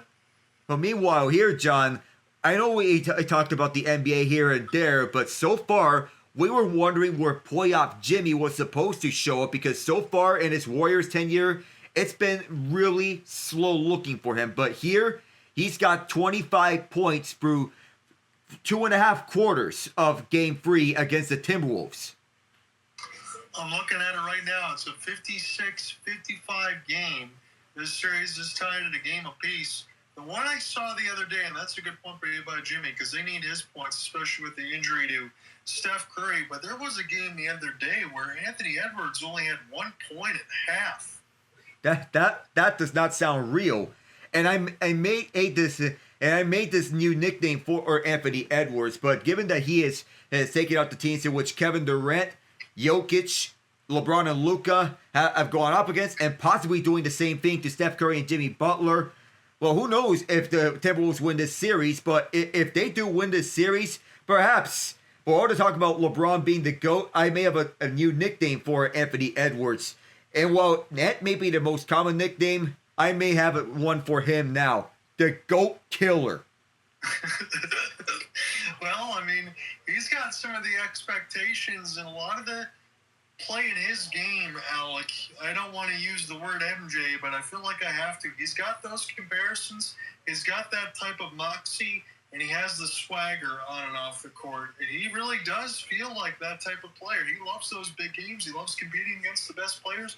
And more often than not, he usually wins.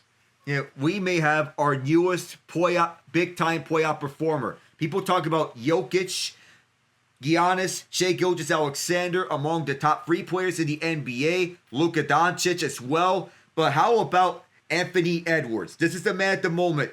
People need more. The NBA needs more players like him. Not only with those big moments, with the big mid-range shot, as we are back here, not only with the big mid-range shot, but he also talks smack and he backs that up on the court. Here it is at the middle of the ice. Vegas takes it back up. We wanted to see that moment where they are able to break free here and get that go-ahead goal, because so far in this game, they are able to tie this game up, but they need to keep pushing here. They've had those looks, but this second period has been rather slow in compared to the first period. The defenses are wearing each other out. Near corner, Dorofeyev forced behind by Emberson. And this gets a tie-up right behind. Eichel emerges. Eichel looking across the ice, finds Theodore. Theodore, back to Eichel, one-timer! That hits the outside the post. Dorofeyev keeps it down low. Here's Eichel, and here is a stoppage on the play. I believe it's for a hand pass. Yeah, it was. That was a near miss as Eichel was able to pick that one on the bumper near the left out, that right-handed shot. I mean, he's locked and loaded. Might have got a piece of the defense from Kulak as well. Or yeah. Emerson. Yeah, Ty Emberson has not been deployed a lot, but when he has, he's been an impactful defensive defenseman, and that's why they brought him in the Cody Ceci trade. He's not just some random throwaway. He's legit, and he's the real deal. Yeah, he's played pretty good on the third line. We see another third liner for the Dallas Stars, Liam Bichsel. I like his game, too. Yeah, Liam Bichsel has emerged as a big-time heavy hitter and defensive defenseman, and he talked about how he can see Chris Pronger comparisons on that bottom pairing for Bichsel. He and Alex Petrovic both modeled their games after Pronger. Oilers trying to get it out, and they will. Here's Janmark, the fourth line's out there for Edmonton. Backhander, right to the front. Janmark can't get the feed home. He had an open look right on Aiden Hill, and this gets taken away by Podkolzin as he read the pass. Podkolzin. Hill tried to slow it down, but it fluttered over a stick. And controlled by Barbashev as Vegas goes for the breakout. Riley Smith slows up. Here's William Karlsson, slowed up by Stu. Alec, if Janmark would have been able to complete that pass, I would have officially fell out of my seat. That would have been the goal of the playoffs. Oh, that would have been beautiful for the fourth line. We talk about how McDavid and Draisaitl are the two faces of the Oilers. Well, we need to give a shout out to the depth, especially the bottom 6 of Edmonton. They've been fantastic. I mean, when you think about Janmark and stuff especially, we saw him do a lot of damage last year against the Panthers.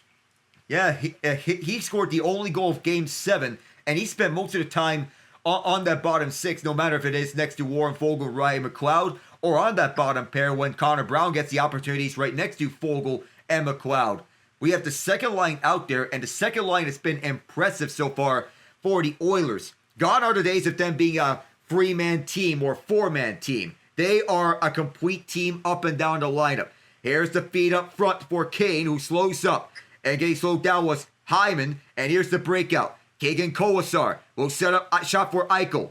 Eichel slows up. Here is Shea Theodore who slows up. Winds up. Rebound loose right at the slot. The Oilers do a good job at keeping it away, and Kane clears it out. What a job by Evander Kane on the toughness and physicality. Offside the Oilers as Kane went down at the zone. Well, we saw that same goal in the first period when Corey Perry got wide open. Middle of the slot. That was good defense out in front by the Oilers, able to close it off. But Stuart Skinner, I don't even know how he tracked that. He couldn't even see a thing. Yeah, I don't know. He had all sorts of players all over him. Brett Kulak, Keegan Colasar. They were all over him over the net front. And they were just jumping at it to make sure that this puck gets into the net. Theodore thought that he's had something on the top corners. But no, that was quickly closed off. Pietrangelo moved it up for the near side. This bounced off Jake Wallman and collected by Bouchard at his own zone. Wallman now, he'll move it up for the middle. Connor McDavid's out there. He's with Leon Draisaitl. That's a star-studded pair. And don't forget about Corey Perry, the old guard. That's set to turn 40 years old on the 16th. Up the far side, Vegas trying to get something. For the chase down, Riley Smith gets boxed out. Oilers recollect it, and they're slowing the action down. Here comes 97, number 1 overall in 2015. And a one-timer gets blocked off a stick. That was Nic Roy who shut that one off. Excellent defense there by the VGK. Noah Hannafin for Alex Pietrangelo. Pietrangelo moves it down up, and breaking free, getting sticked away was Tanner Pearson, former two-time champ with the LA Kings. Out front, it gets loose. Backhander, Hertl. Oh my word! Stuart Skinner, are you kidding? Stuart Skinner starting to find his game, Alec. We talked about that in the first period, where it was going to come from. That was an outstanding stop he made amongst traffic. This one, great feed out in front. If Tomáš Hertl wasn't covered on his backhand, that'd be one. That's a 6 setup for Nic Roy. And a backhand left, Skinner reads that toward the right post, falls over, makes the save. But he was able to find that again. He was screened by Evan Bouchard. That was the same play that Matthew Tkachuk made in Game 5 against Boston 2 years ago. But Stuart Skinner, he stayed with this. He's 9-6 in his last 15 games in the 2024 Stanley Cup playoffs with a .915 save percentage. And you would be inclined to think that he's going to find that same confidence and walk in. That's what he needs here. Crowd trying to get fired up here as it's tied at 2 here past the midway mark of the second period. And here's the puck over to the left point, which is held in by the Oilers. They're trying to get some reinforcements inside. Puck is 60 feet up into the air, and then finally down onto the ice as it's cleared out onto center, and Vegas will move it up for the far side. Pearson wants the open look, but can't find any as Nurse is the first one back behind the net. Nurse gets it away from Hertl, chipped up, and the Oilers will move it up through the right side of the ice. Batted down, and the Oilers will sell this one.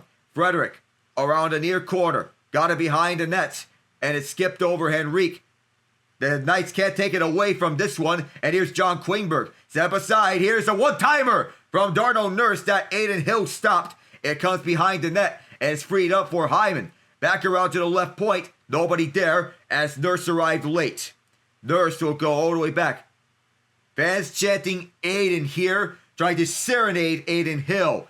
Entry feed inside, drop pass off for Kulak. Kulak drives and boxed out the far corner. Now moved up, and Victor Arvidsson lost it. And Vegas, what do we have here? I think it's a penalty. I think I heard from the play-by-play center on TNT, Barbashev's going to go to the box as we go to break. Yeah, Ivan Barbashev's getting 2 minutes, and the Oilers will get another chance here, an opportunity to go up 3-2. We haven't seen the Oiler power play score until this game. This may be another chance to get one on Vegas's vaunted PK. Yeah, that would be the last thing the Golden Knights want because, again, as you mentioned, this second period, Thankfully, things have slowed down a little bit for both of these teams, because if you extend that whole first period, I don't think you can survive playing that whole entire pace that we had, but we'll see now. The door is open for the Oilers, and I think all told, Alec, even though it's a tie game, I would give the slight advantage here to Edmonton. I know the shots don't dictate it, but it seems like every time they come down the ice, I feel like they're pretty dangerous. Yeah, they're all over the ice.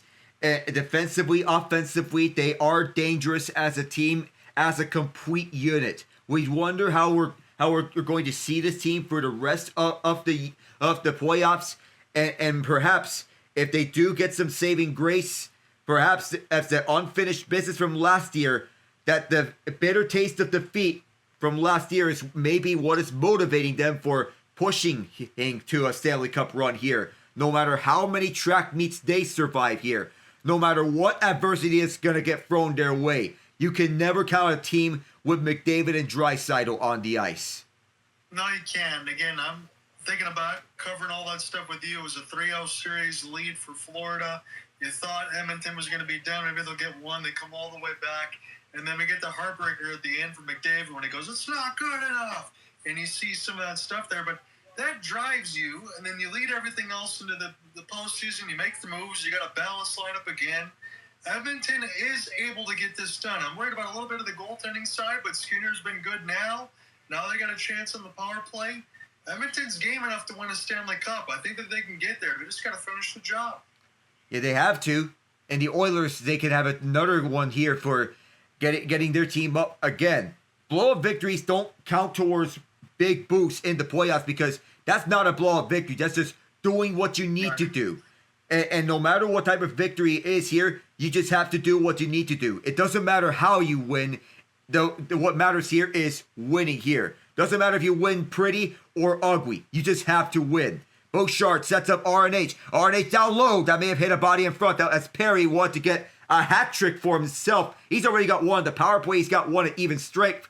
It's not exactly the 5 goals 5 different ways, but do remember, you have the number 1 versus number 2 matchup, McDavid and Eichel here. Quick shot, kicked out by Hill, no rebound. And Edmonton will recollect their own zone with McDavid. William Karlsson watching onwards, but don't forget about number 3, Leon Draisaitl. He's out there on the ice. Another number 1, Ryan Nugent-Hopkins, too, on the ice. Backhanded out by the Golden Knights, and Stuart Skinner is going to play this one out. Skinner, as said last year, had a .915 save percentage ever since Game 6 against Vancouver in the second round. He never looked back from there. He played the best hockey of his career. RNH will set up for McDavid. RNH back to McDavid. Slows up and out for the far side. Draisaitl. He watched and all the way back for Bouchard on for the Nuge. Slowing up, back for Bouchard. Right side, McDavid, who is parked at the circle. McDavid started stepping around over to Bouchard, walking the point. Back for McDavid. Doesn't go for the one-timer. Bouchard fakes a slapper. Ryan Nugent-Hopkins holds onto it to the left circle. Bouchard drives it. Blocked off a body. McDavid recollects it far corner. 33 on the man advantage. Bouchard walks the point. RNH closes in. Right out front. May have bounced up, but McDavid's on the hold. Walks the point. Bouchard again. McDavid taking the place of Ryan Nugent-Hopkins. Bounced over to the far corner for Draisaitl, who sets up back for Evan Bouchard. Bouchard walking the line. Here is McDavid again. Bouchard again. From the high slot. Wrist one. Rebound loose. Swept away. Clear but not out. Bouchard with a glove down to keep it. 5 seconds as Draisaitl looks back. Bouchard getting over to McDavid. McDavid blocked. Power play over. Puck hit the side of the cage. Riley Smith trying to scoop it up. McDavid holding this one in. Over to Draisaitl far corner. 5-on-5. Draisaitl. Tight angle.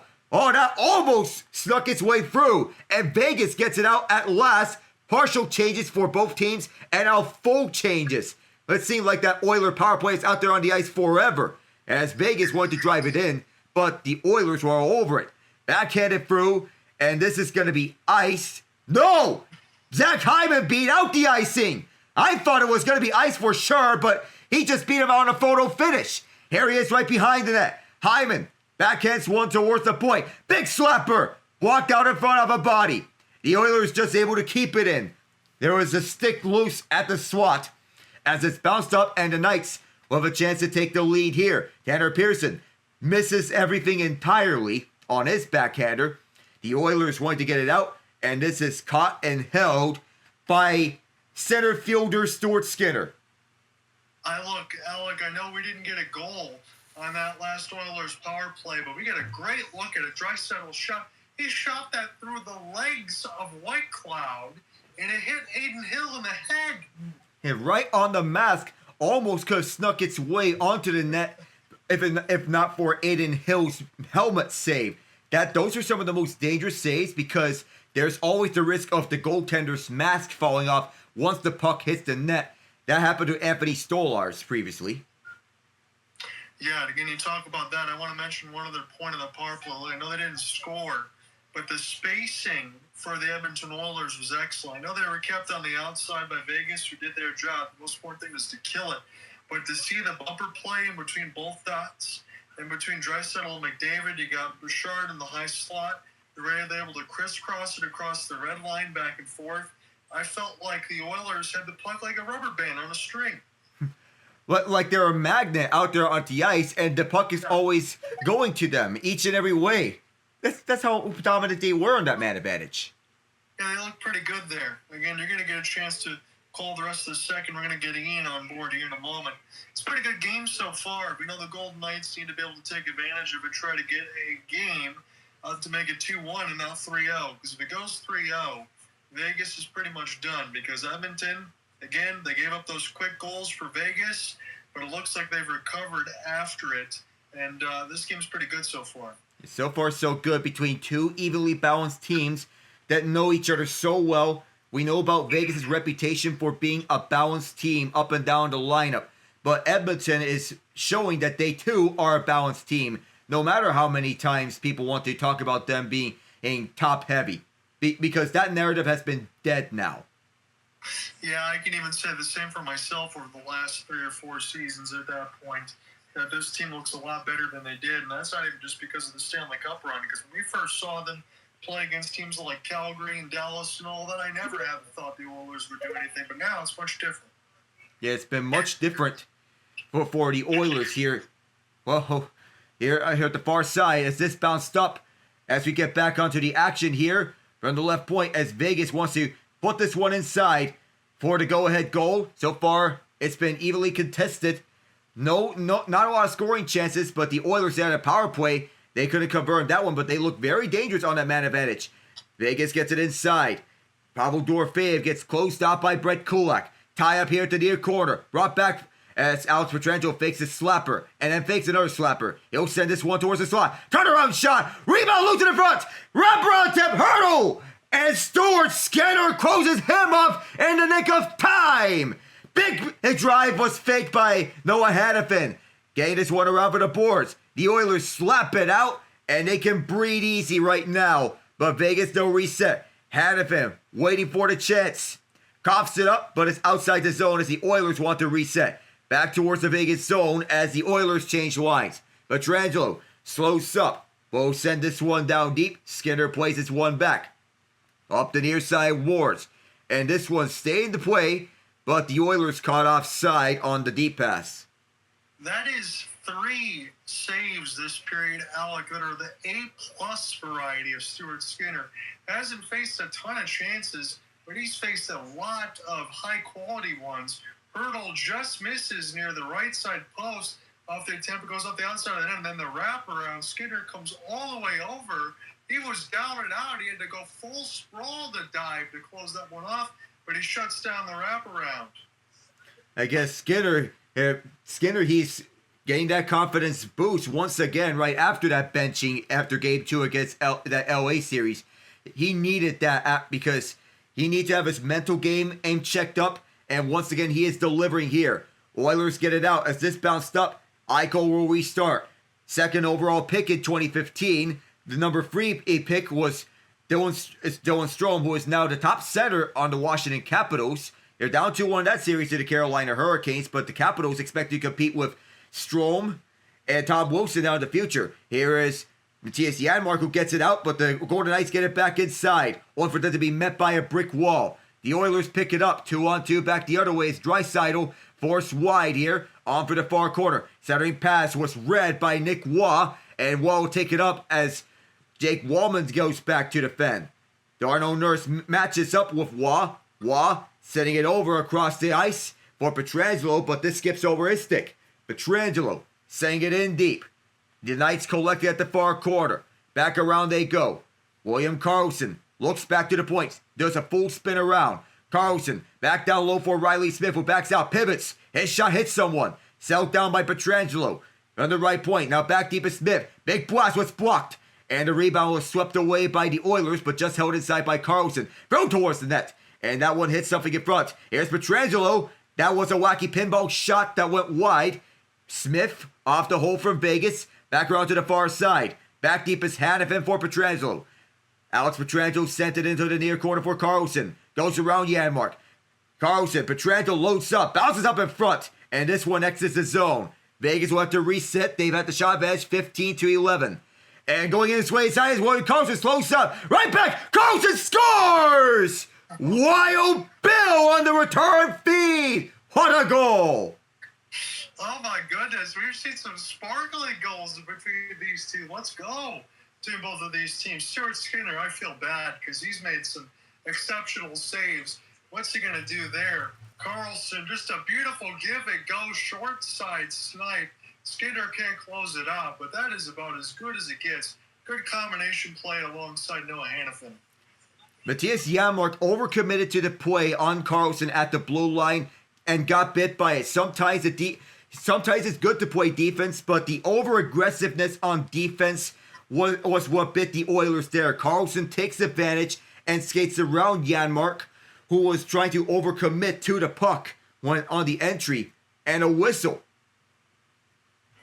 33 goals now for William Karlsson. That seems like an awful lot, but as you mentioned between Vegas, they've been in the postseason a ton. Yeah, they have been a ton of times. 7 out of 8 times they've been in the playoffs. Karlsson gets the breakout. Karlsson collects this puck up the middle. Janmark tried to slow him down, but can't do it. Trying to strip him away at the puck. He makes the move around, and it fooled out Janmark. Yeah, you called that right. I mean, anyway, at that point, there's nothing Skinner can do after. You're hoping the defense gets to it the first time. Ryan Nugent-Hopkins sets up around. Here comes the cycle. Brett Kulak rolls one towards the net, hoping for a deflection. It didn't come all the way home. Ryan Nugent-Hopkins tied up by Keegan Colasar. McDavid also there in the scuffle.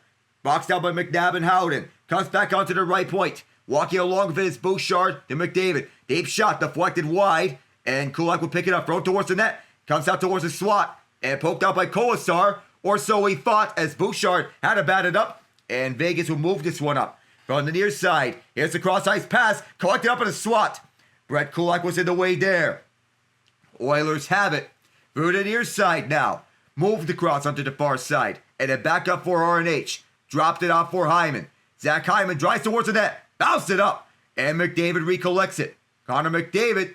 And it looks like a penalty here against Edmonton as Aiden Hill's mask came off. Or, oh. We're at least going to blow the play dead at that point. I'll let you know if there is a penalty if I see one. But Aiden Hill's goal mask came off. Zach Hyman having a look as well. We'll see what the refs want to do here. It seems that Zach Hyman's going to the box for goaltender interference as he was driving towards the net. Oh, yet the play had to be stopped immediately, and Hill was saying, "Hey, ref, my mask is off." Yeah, you got that right. I see that now off the replay. Hyman kind of spinning. Lucky that he didn't make more contact of Aiden Hill than he did. He didn't want to have a Stolar situation. Oh, did not want to have that because that looked ugly. But that looked more accidental, if anything, on the elbow. But officials don't care about accidents. Goaltender interference is goaltender interference. And it's Vegas power play up against the Oilers PK. On paper, you think the advantage would go to the Golden Knights because they've been hot in the regular season and they've been hot in the playoffs. Created out by the Oilers. They wanted to look more like their 2024 form on the penalty kill, where they've given up just 4 power play goals in total. Here, I just lost count of how many power play goals they've given up. Up the far side, Eichel want to get the feet around. This goes behind the net for Darnell Nurse, who slapped this one back. And it's cleared down. Hill will handle this one out for Theodore. Shea Theodore up the far side. We'll move it to the right side for Eichel. Eichel sends it in for Waugh. Waugh gets hounded down. Theodore on the hold. Left side. Back down low is Eichel. Eichel, centering pass, gets knocked up by Connor Brown. Here come the Oilers shorthanded. Brown will slow up. Olofsson rushing back. A good job on the tie-up to prevent a shorthanded chance. Back is Nic Roy on the entry for Jack Eichel as Bouchard shoved him wide. And was good, and that was good enough to not get a penalty out of that one for Bouchard. Eichel, Jack Eichel, moved it down low. Connor McDavid was right there. We'll see what magic he's going to do. He's going to do it himself. Decides to play it to the near corner and play it safely. Sometimes he likes those big risks. Other times he wants to play it safely. At that time he decided to play it safely. So Vegas has all these power play goals here in the postseason. Frankly, none of them have came from Jack Eichel or Mark Stone in the playoffs. Near corner, as it's bounced up. So far, the Oiler penalty kill has been playing like the 2024 self. Here they come again. McDavid, he gets slowed up. Still holds on to it. Cross-ice pass. Good job by Pietrangelo to hold on to this one. And so far, the Oiler penalty kill is playing the best that we have seen so far. All playoffs long as Adin Hill makes one last save. Vegas has 6 seconds of carryover power play time. But the Oiler penalty kill has found life at long last. And we've waited to see this from them.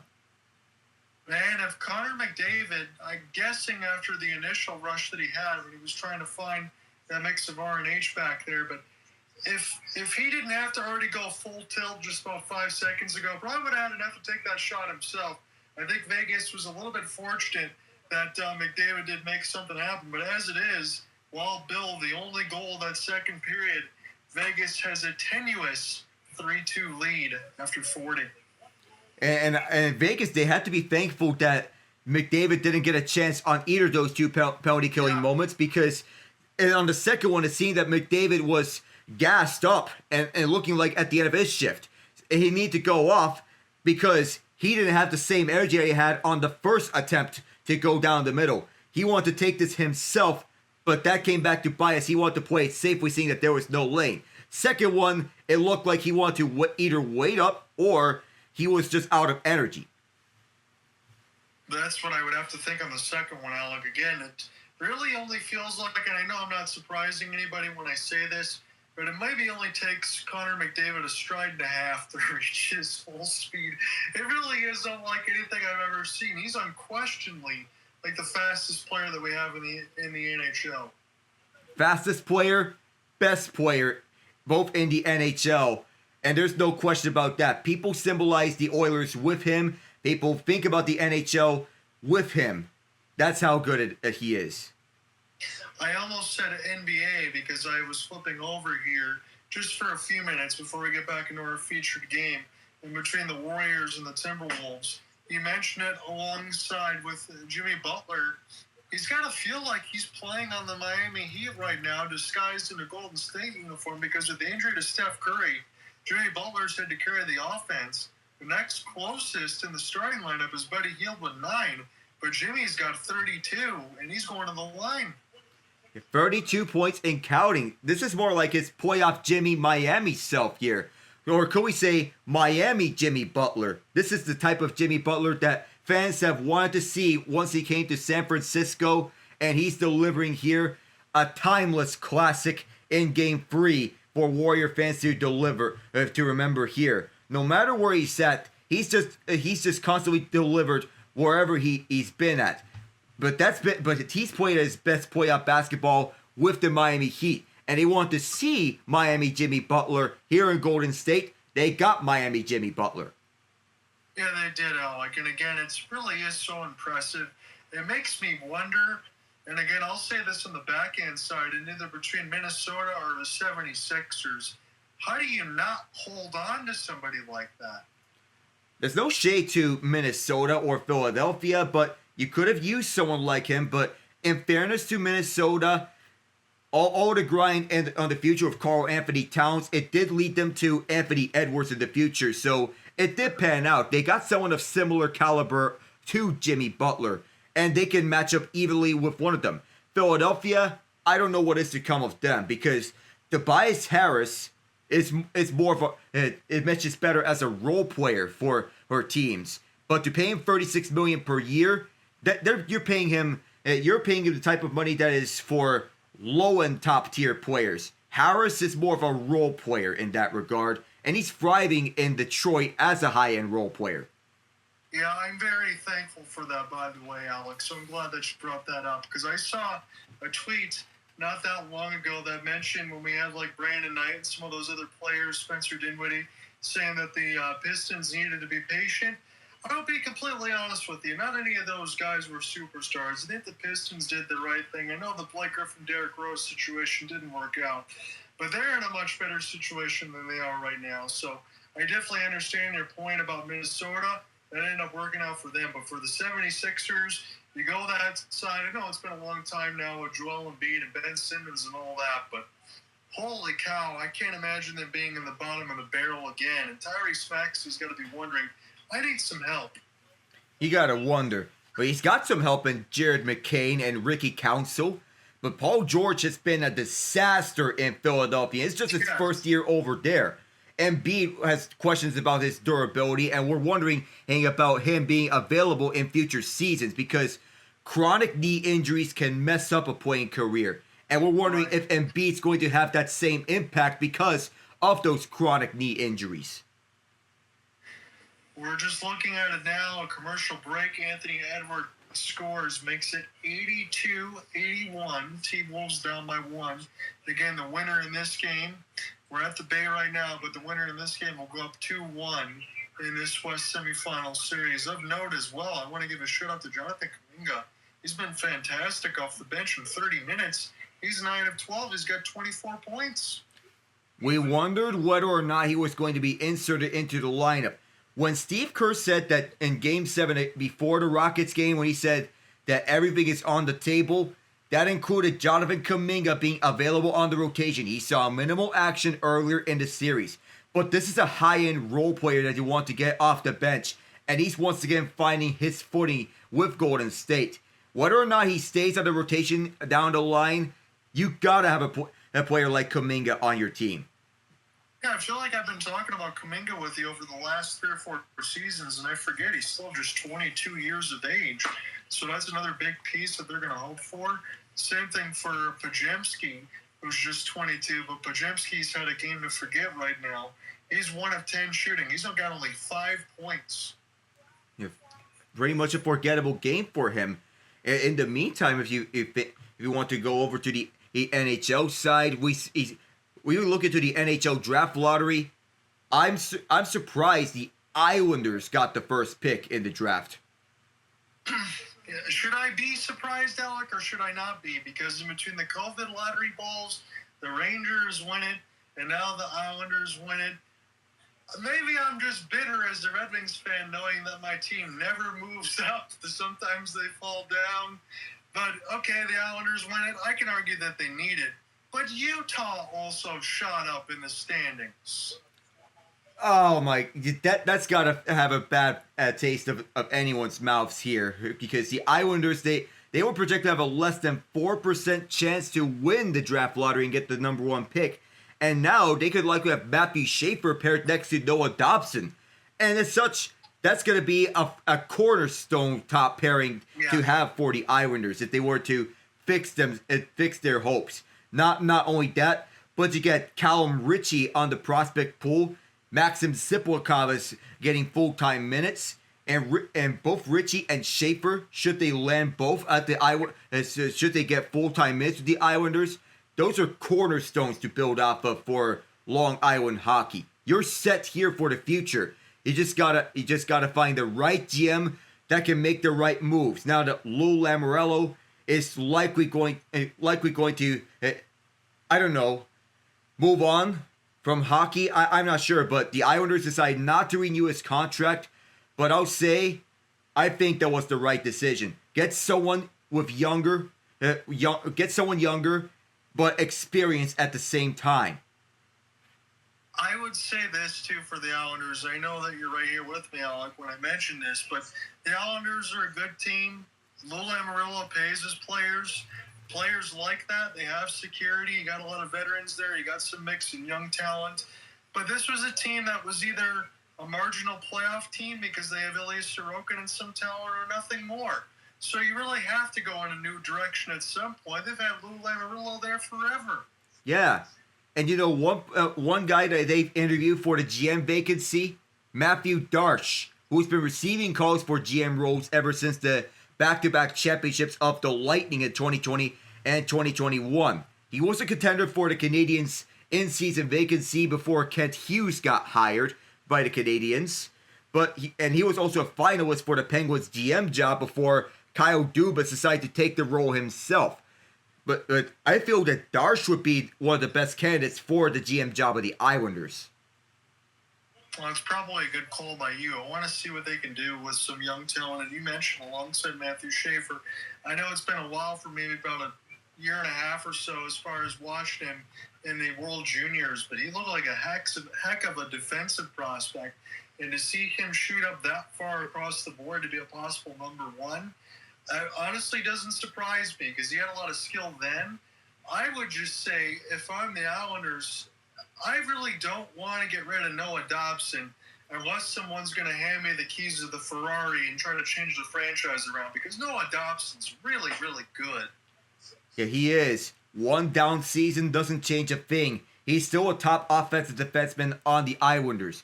You want to pair Dobson up with a talent like Schaefer on the defensive pairings. You got your decor locked up between Dobson and potentially Schaefer, Adam Pelech with Ryan Pollock. Then you have Alexander Romanov, and then you have a hole at the bottom pairing. Who is going to fill that one up? You have everything else sorted up. The Islanders, you're on the clock now. Initially, I thought it was going to be James Higgins at the number one spot, but then you have the likes of Schaefer and Michael Misa on the draft board. They're really good too, and that's no shade to Higgins, but I feel Higgins may need another year at Boston College before he transitions to the NHL full-time wherever he's drafted. It's probably fair to say. I did like watching Higgins a little bit on the Team USA development team during that time in the World Juniors. It looked like he had some skill. Cole Eisman's probably another one of those guys, Alec. I don't know how far he shoots up the board. Maybe he's like a middle first-round pick, but he's got a big-time shot. He loves to score, doesn't do much of anything else. But when you keep mentioning Misa, everything I hear about him is a top 5 player. I'm not familiar with Michael Misa, but everywhere across the draft boards that you look, I think he's going to be pretty special. His two-way game took a major step. When he pairs his speed and his firepower, he could be a foundational piece for wherever he goes to. He got granted exceptional status in the OHL. He's number 2 on ESPN's draft board. So if he goes to San Jose, that forward core of him, Celebrini, Will Smith, William Ekwon, that's going to be a young core to build upon. And not to mention that their number 1 defenseman is still in the junior leagues. Don't forget about Sam Dickinson, who's going to be stepping into the NHL soon enough. Can I say, honestly, I think, and I know Chicago's going to find their way with the Blackhawks and getting Connor Bedard and all that, and I know it hasn't shown out really for Mike Greer, but I think San Jose is going to be awfully dangerous, and I think Greer did it exactly right. Yeah, he did. And the best part about, and it's amazing that he did this all with free salary retention slots all used up. So he had little to no leverage in regards to the trading away Wallman, CC, Granlund. He was able to get as many first-round picks and do not have any salary retained. So excellent piece of business from him. Yeah, I think he's an excellent general manager when all things said and done. San Jose, it's going to take them maybe a little bit longer, probably a couple more seasons to get out of this rebuild. But every year that we started to watch them, Alec, I think that they have found their way to making themselves better. And they could be dangerous in this Western Conference. Because, look, we got some teams eventually that go up and down. And San Jose and every those guys have been down in the downturn. Let me just look at this NHL standings on ESPN and try to project some things moving forward. Because I really like that team. And alongside with Ekwon and some other stuff, you got Smith, Celebrini, as you mentioned. they have a lot of cornerstone pieces that are already really good. But let me look at this standings really quick on the wild card side. So when I go all the way down, Nashville, I think, got a top 5 pick as well from the season that they had. I have to imagine they're going to bounce back a bit. Sharks did end up with 52 points, but they might be in a better position than the Kraken, maybe the Ducks. I don't know what's going to happen with the Vancouver Canucks because they're still kind of moving some things around. I'm not saying the Sharks will pass the Canucks in the standings, but my bet is the Sharks might not be dead last next year. Yeah, I don't think so. When you have all the right pieces around and you get a more competitive roster, you will have people going to the Sharks in free agency. Look at what they did in the offseason. They managed to convince Tyler Toffoli and Alex Wenberg to go to San Jose so as to help out this young core. They're prioritizing the future in San Jose. And they know the future really is teal. They've won competitive games against some notable teams this season. They got their first win of the year against Utah in comeback fashion, albeit without Macklin Celebrini. So that's impressive. San Jose will be remembered as a playoff contending team. Whether or not this produces a cup is yet to be known, but they could be up there with the big boys in the future down the line. Yeah, and I do think a few years down the line, this should be a consistent playoff team and probably trying to do some damage, getting close in the wild card in the West. I do think they have a lot of stuff that they can still show because when I look at it between now, the Boston Bruins, Philadelphia Flyers, I mean, the Flyers might have some stuff in the prospect pool, but what does Boston have? I mean, the bottom kind of fell out for them. And yet, Alec, you and I have been waiting for, 7 to 10 years to see what Buffalo is going to be able to do, and yet we never see it. Yeah, we never do. They keep trying to push all the right buttons. They do both everything and nothing to try to address the team. Yet in the end, the results are always the same thing. And if I'm a Buffalo sports fan, I got to be putting on Buffalo Bills games now because this is just constant heartbreak after constant heartbreak, or maybe even Buffalo Bandits games when you think of lacrosse. Yeah, it can be pretty difficult over there. Hell, being a Minnesota sports fan, it can be pretty difficult as well. You feel the pain a lot. Well, at least they got the Timberwolves. That's for sure. That's for sure. How are you doing, Ian? I'm doing well. Sorry I'm late. I was helping my sister move back home. She just finished her junior year of college. So we were moving. It was an entire day's process. Hey, you're a good man to be able to do that. Moving and all that stuff is never fun. No, but I will say this. I caught the end of that conversation. Man, I really don't see what Buffalo can do. I mean, they try everything, and I would add on they tried nothing, but they really have tried everything. Yeah. And it's like, they try and make they make trades.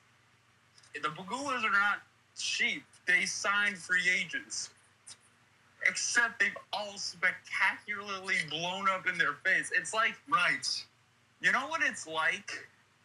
If you remember the 2010s Knicks, where they did everything they could, but every free agent move blew up in their face. Because my question is this. I know we didn't spend an exorbitant amount of time on Buffalo, but now I'm interested because we're in the intermission. You get guys like Alex Tuck. You get guys like Ryan O'Reilly. Alec, guys that are proven players that are very, very good. You had Eichel. You didn't want to go through the surgery. You had Reinhart. You have good drafts. It just, as Ian said, you've mentioned it too. I don't know what they're supposed to do. It's not like they haven't drafted well. It's not like they haven't brought in good players. It just never works. It's just. I will say this. Not granting Eichel permission to get that surgery. I don't care if it was experimental. That was the surgery he wanted. That is your franchise player, and you have not come close to his talents except 1 year of Tage Thompson. Right. And then to see him shortly after that then win a Stanley Cup with Vegas. Ouch. And now you have Alex Tuch, who is in the midst of trade speculation. And he got the trade speculation this year's trade deadline, but here, I don't know what Buffalo does. But as we get back into this game, you know how good the Oilers are when playing from behind. That's 6 consecutive comeback victories, the longest streak in Stanley Cup playoff history. All right, so I'm going to take this top half, Alec, and then I'm going to let you close. If we get to OT, we can figure that out then. I'll let you take the first half of it. This will be centered around the end boards. And Stuart Skinner has been excellent in that second period, at least, because he had some great A chances, even though Vegas will take the lead. That was a great back and forth pass setup from Noah Hannafin and William Karlsson short side that gave Vegas the go-ahead goal. We'll see if that stands, but my guess between Edmonton's offense, it probably will not. This will be recollected now to the right side, backed away from McDavid. Again, it always takes several players to knock him away from the puck. Barbashev able to get it out. Vegas wants to go right to left. Again, they are in the road whites in the mix of the black pants and the gold and red striping. The Edmonton Oilers have a blue and orange mix with the white stripes at home at Rogers. They have a 2-0 series lead. This is Game 3. Alec Nava, John Otte, and Genge here alongside with you. I'm going to take it. Alec's going to get set to close this. This will be sent back around the end boards now. Here for Karlsson, almost a half check into the bench. Not quite Adam Lowry from the other day, as this is sold up at the line by Hannafin. Now picked up for Edmonton off the back pass. It's Evander Kane. This bounces off some skates. Riley Smith trying to hold it in off a chop. Knocks the stick out of one of BGK's hands. There's a full pass, goes too far for the former St. Louis Blue, and out to Pietrangelo, Stanley Cup champion. He's had multiple in his back pocket. This is sent back in amongst the boards and iced against BGK. So Alex Pietrangelo, we need to see more of Alex Pietrangelo because at 35, he's been here and there, and it's been a wild ride for Pietrangelo this year. The withdrawal for the Four Nations face-off and the injury concerns. This is a guy that needs to step up. So Corey Perry's on the same line as far as oldest multi-goal games. Corey Perry's 39. Taylor Solani was 40. Nick Lidstrom, the Red Wings legend, was 41. I think Corey Perry's got a few more years in him. Alec, he might be able to be at the very top of that list. Who knows? This will be picked down toward the left side red line and catapulted around the end boards. Edmonton's going to start with possession as it got knocked away from Jan-Mark Haig. We play this one off the backhand to throw it ahead. Here's a drop pass from Pearson. Fourth line, Dorofeyev now trying to join it. He just came back in from injury. He was Vegas' top goal scorer. This was almost a 40-goal threat. As this is put in directly behind the boards, Pearson tried to find Dorofeyev. Just held the line in the high slot at Vegas. Opportunity Pearson's pass. It was a bullet. Had to be recollected now. There's a short side chance. Dorofeyev fought off there by the stick of Skinner. He settled back around now for Adam Henrique. He gets thefted. There's a pass right up the middle. Good save, Skinner. There's a rebound, but Edmonton is able to pick it up and alongside the defense. And they'll start again. Here's a chip and chase opportunity. And alongside for Hyman. Braces for a hit. This is picked up back and alongside, I believe, for Howden, whose puck's taken away. Bouchard to the left. That's fought off by Hill. Sent back around for Keegan Kolesar. Shot board is 18-14. Good forecheck here for Edmonton. See what they can do with it. And this is going to allow Kolesar to take an extra beat. He gets the pass back from right to left. Here comes Kolesar. Tries to go 1-on-3. This bounces. This will give possession here for Nic Roy, but they're funneled into the right side dot. See if they can escape the pressure here. Gloved out of the air, nicely out of the hands. Alongside Victor Arvidsson, some fourth line time for Chris Knobloch's squad. Good backhand. Arvidsson should be able to pick this up, the former King. This is being knuckled out of the zone. While Vegas able to escape with it, Barbashev will just slam it into the corner and hit the kick plate. So Vegas defense will take a change. And alongside for Bruce Cassidy's squad, here's the red line gain in. And McDavid, they're going to say they did not gain the red line. They'll just take the play off 16-16. Oh, I thought that McDavid waved off the icing. He's upset because he thought he beat them out to it. I didn't think that this was an icing nonetheless, because that looked to be behind, because even though it was behind the red line, McDavid beat out everyone to the puck. Yes, the puck dog got dumped in. And Aiden Hill, he was calling for him. And I understand McDavid's frustration because that to me did not look like an icing. Yeah, he was already cruised way out in front of the play. That's probably part of most of his frustration because he got to set up a quality scoring chance. It was a center ice draw. Started again alongside for Noah Hannafin, former Calgary Flame, but he got that big extension. This will be dropped now. Riley Smith, who's had his skating shoes on, will shuffle it into the corner. Settle back around now. Podkolzin will make this pass. Opportunity now for more of a third line again for Chris Knobloch. Hyman finishes his hit. 15:45 left to go in the third. This is rattled around the end boards. RNH looked to put a stop to it. This is Pietrangelo will shadow his man toward the left side blue line. This is not held in, so Edmonton's going to have to check back up. Vegas now off the rush. Jack Eichel on his backhand. He wanted to go for a drop. He fanned on it for a moment. A rolling puck hits Edmonton bodies. Doesn't reach Skinner. McNabb slows it down alongside with Barbashev. This bounces off some sticks. Back alongside Vegas at the pirouette in their own end. Played off the inboards. Opportunity now for Kolesar. On a bottom six time right now. His 5 minutes have expired in this third thereabouts. Center on the inboards. Wrong side for Olofsson. Eichel on his backhand side in the mix of the other line. Karlsson will send it back around. He almost blows a tire near the left side dot. This is in across the wall. Vegas still working with it. Kolesar off the drop. Here's Wild Bill. Good feed. McNabb's got to settle it down. He makes the pass across. Shot goes wide. Near the left post. Down to the left dot. Here's an opportunity one more time for Kolesar. Good offensive zone time. Kolesar tried to work his way to the net. Taken away by Corey Perry's skate. As this one's brushed ahead for Edmonton. Finally get it down ice. Vegas will intercept in their own end. We've got nonstop action, but it's been Vegas with the puck possession right now.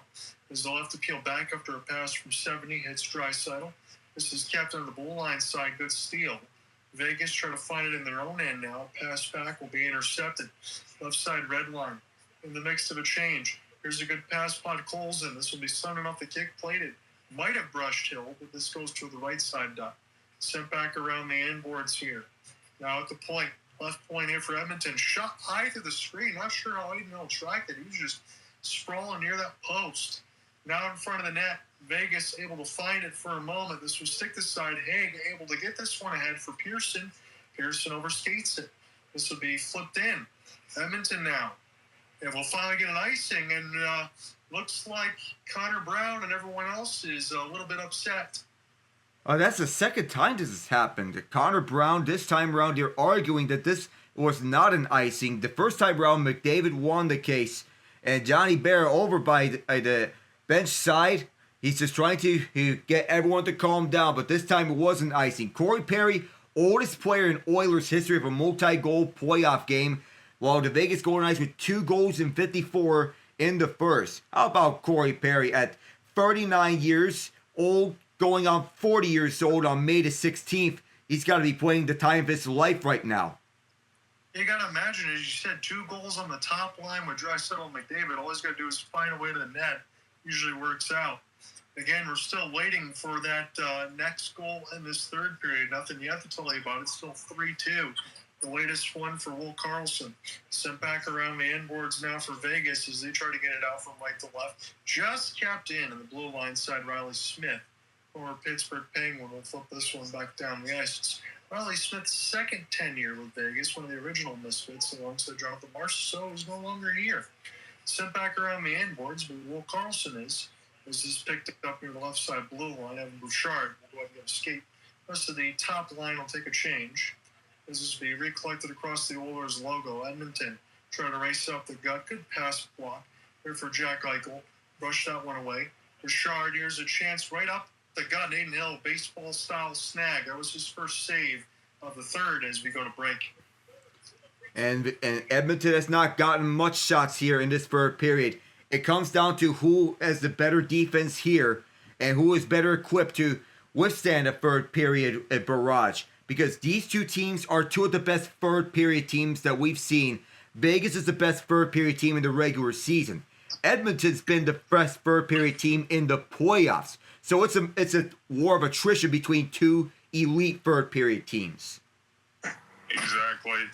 Hey, while we're at break, I wanted to run something by both of you. I think I talked to you guys about this separately, but how about this? John, Alec, I have said before that after the Stanley Cup playoffs, we, along with Cooper Hopkins and whoever else we want to invite, we would reflect over the Nashville Predators in a space, but I want to expand that. I feel like, now I know this is like an off-season thing, but I want to focus on the teams that finished at the bottom or near the bottom, you know?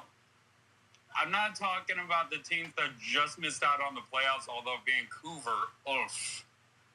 But I'd like to reflect on where are the bottom feeders at in each conference.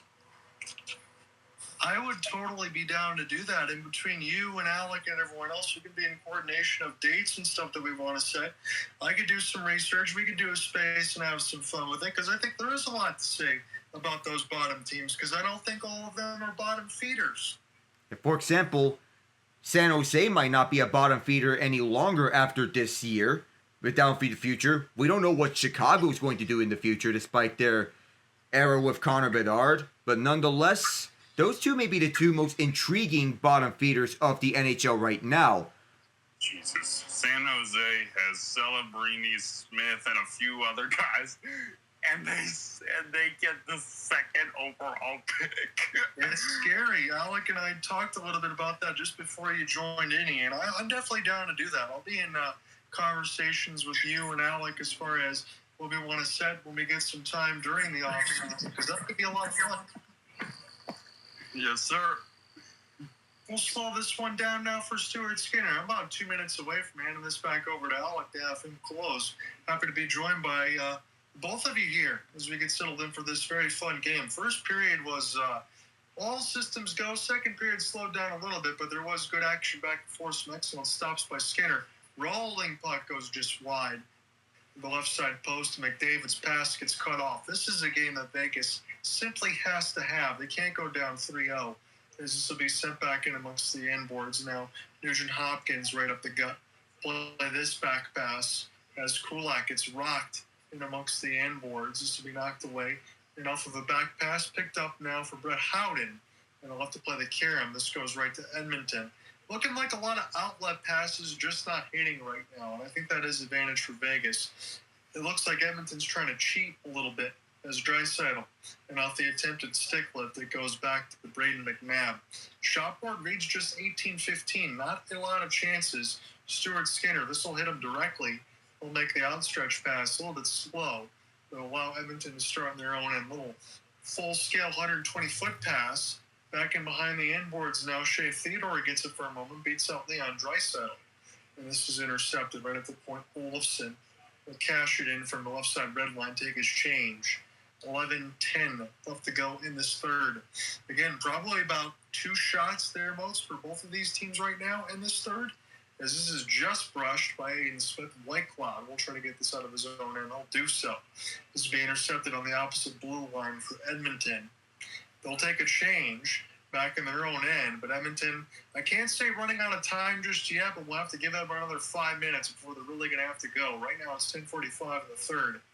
Is Dorofeyev trying to make this pass right up the gut. Hertl, see what he does with it. He'll slow up at the right side wall. There's a slam for Haig.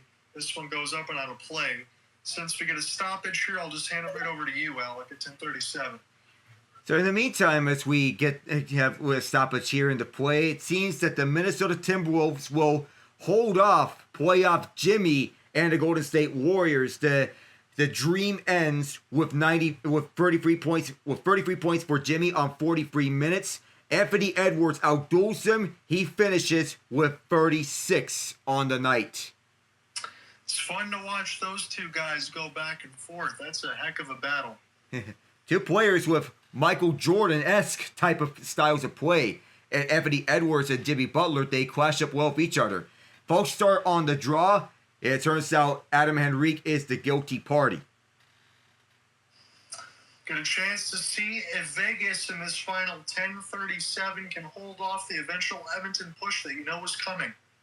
And, shout out to Jonathan Kuminga, who finishes the night with 30 points as this shot is blocked off the faceoff.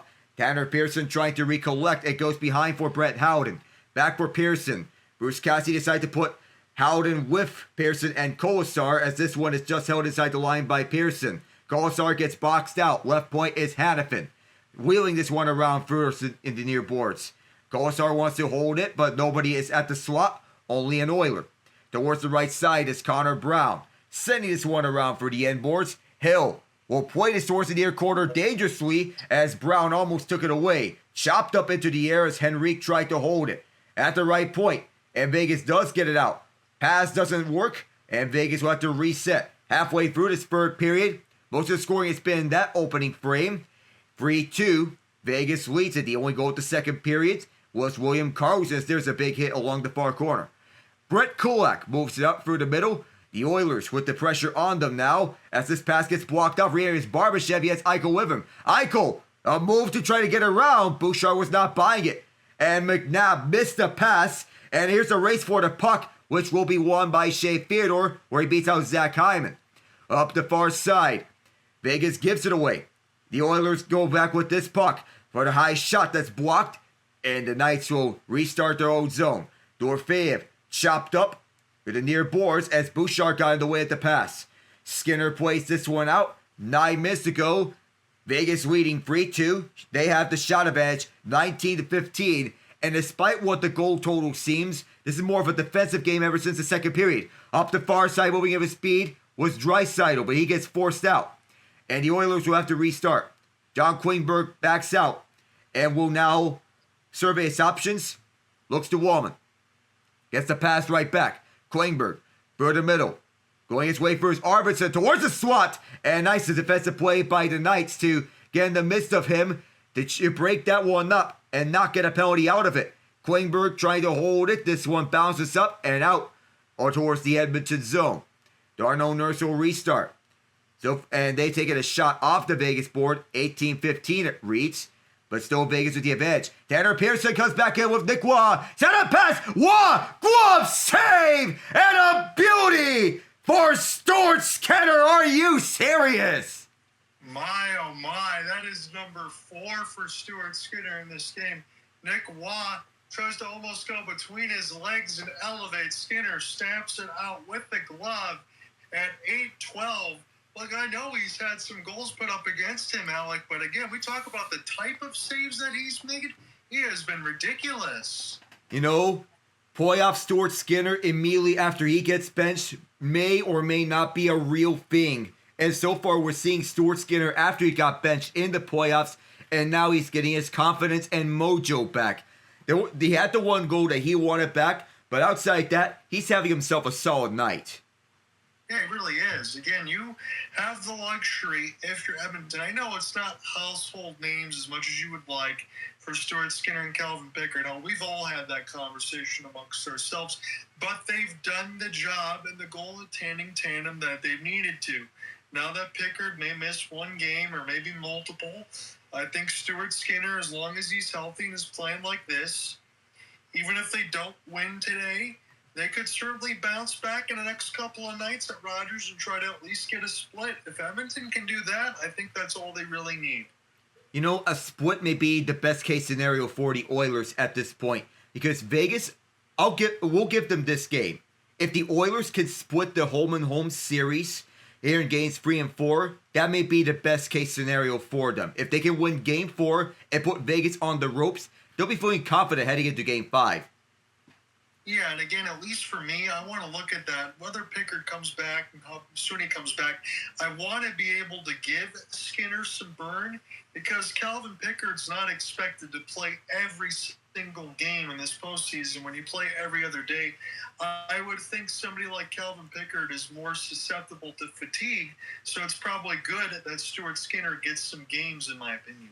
That's a fair assessment. Call it like a tandem goaltender duo. You have Skinner start some games, and you have Pickard start some games like they've done in the regular season. But Skinner is expected to be your number one guy come postseason. And I feel after Pickard gets those starts, you have Skinner starting those games. Edmonton trying to get out their own zone, but can't, as Skinner makes another save. That was a kick save. Over to the near corner, it's Waugh controlling on his backhand around Darnell Nurse. Waugh still under control with this one. Coming out of Gretzky's office. Now kick it back out to the left point for Hanifin.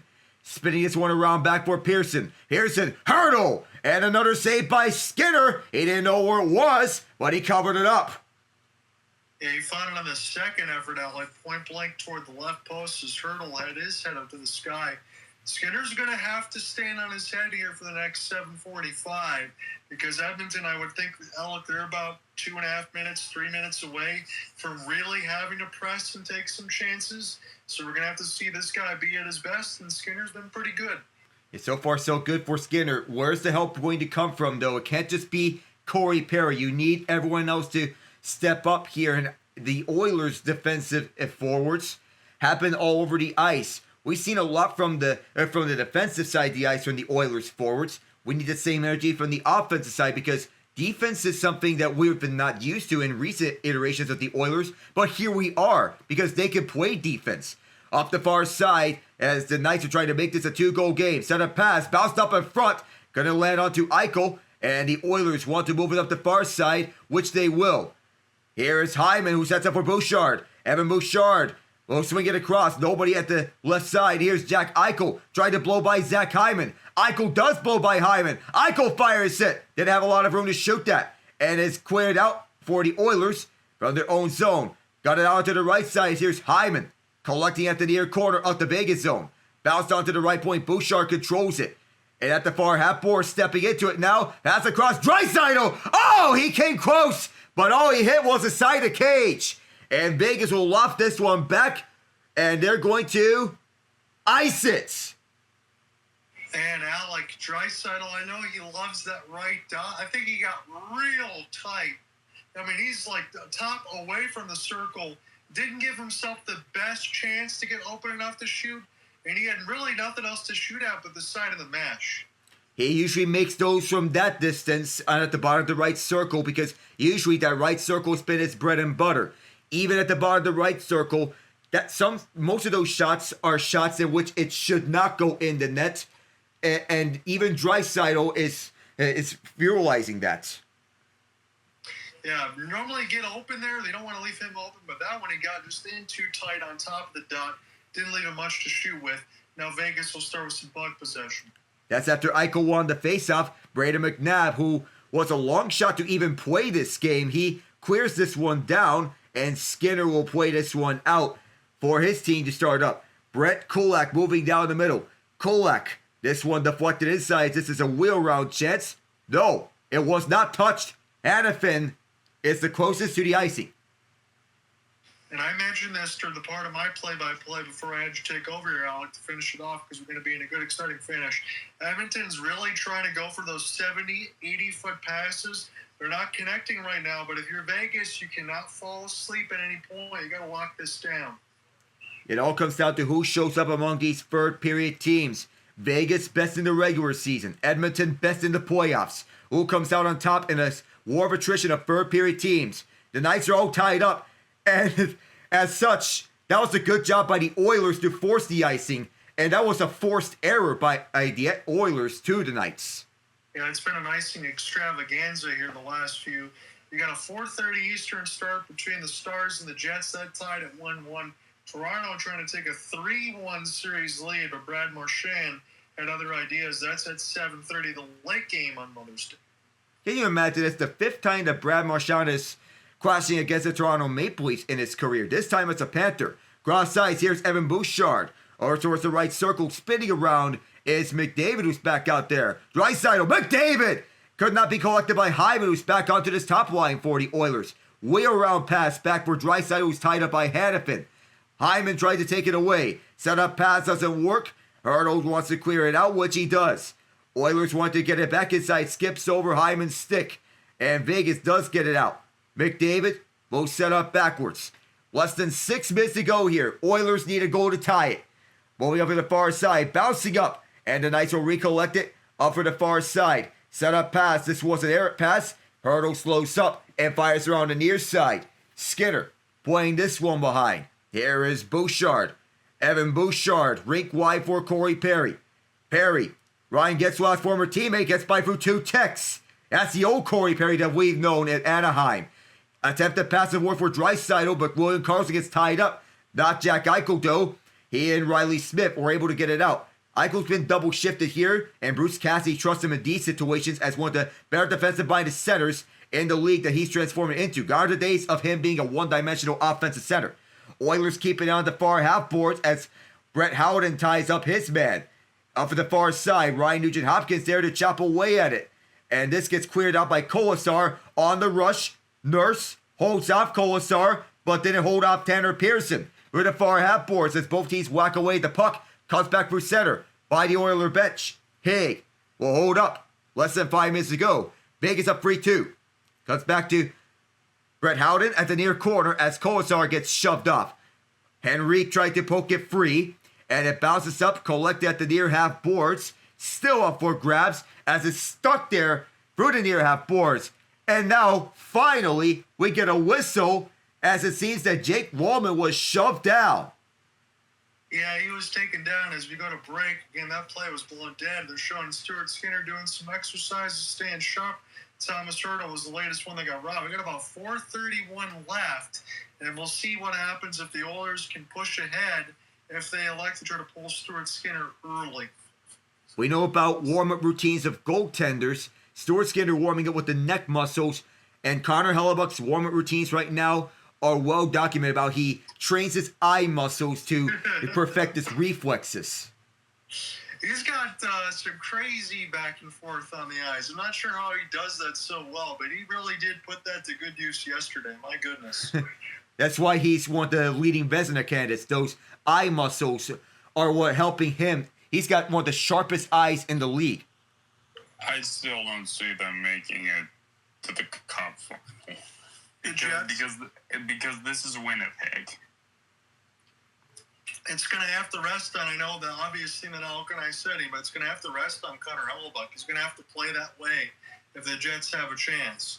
Yet that shutout, he badly needed that one because it puts the Jets back in this series. But we want to see that same energy on the road because at Enterprise Center, the Jets look shaky. And when the Blues put up shots on Hellebuck, he looked very uncomfortable out there on the ice. We'll see how this is in Dallas at American Airlines Center.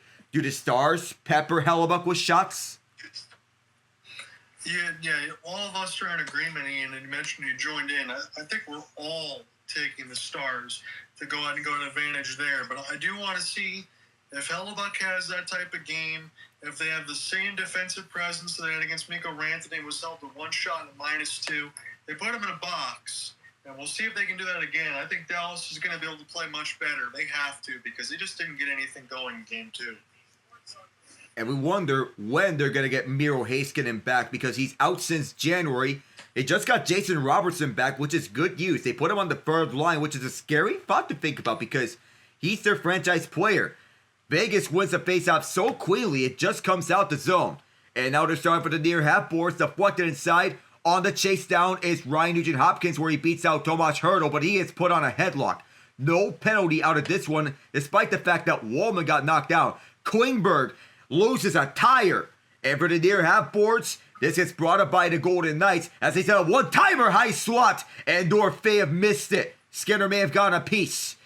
R&H from the far half boards. This gets brought out onto the Vegas zone. Here's the chase down where it's Victor Arvidsson on the 4th line. Beating his guys out, centering pass gets knocked away by Aiden Hill. And this is brought back by Barbashev with 2 Oilers rushing back on the counter. Barbashev waiting for options, but he gets put on a headlock by Evander Kane.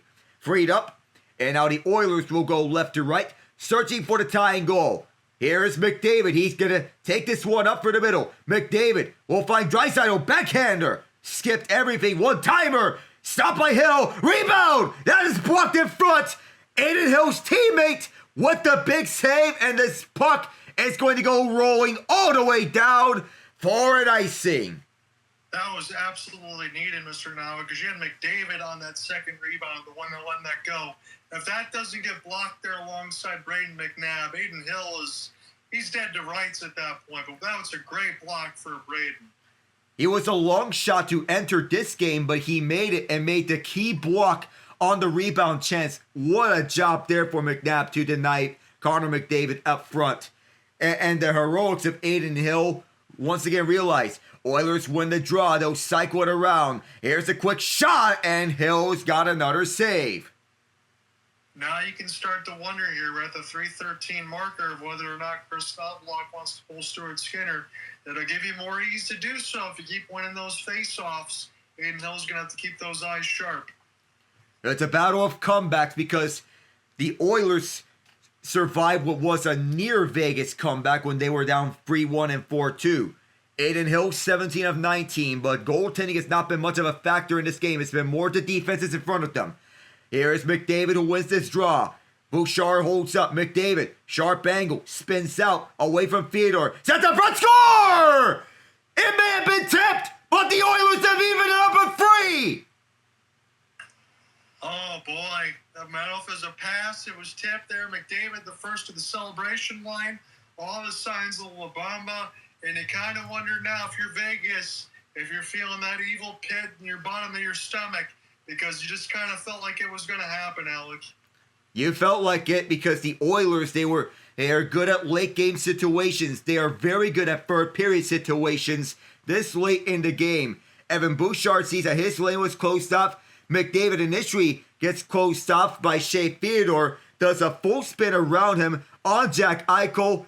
And does Zach Hyman get a piece or not? The Oilers don't care. No, this catches Brayden McNabb's skate. The very guy who blocked McDavid's rebound chance gets it off his skate. That's unlucky for the Golden Knights. You have the same guy who blocked the shot earlier have a goal allowed that goes off his skates.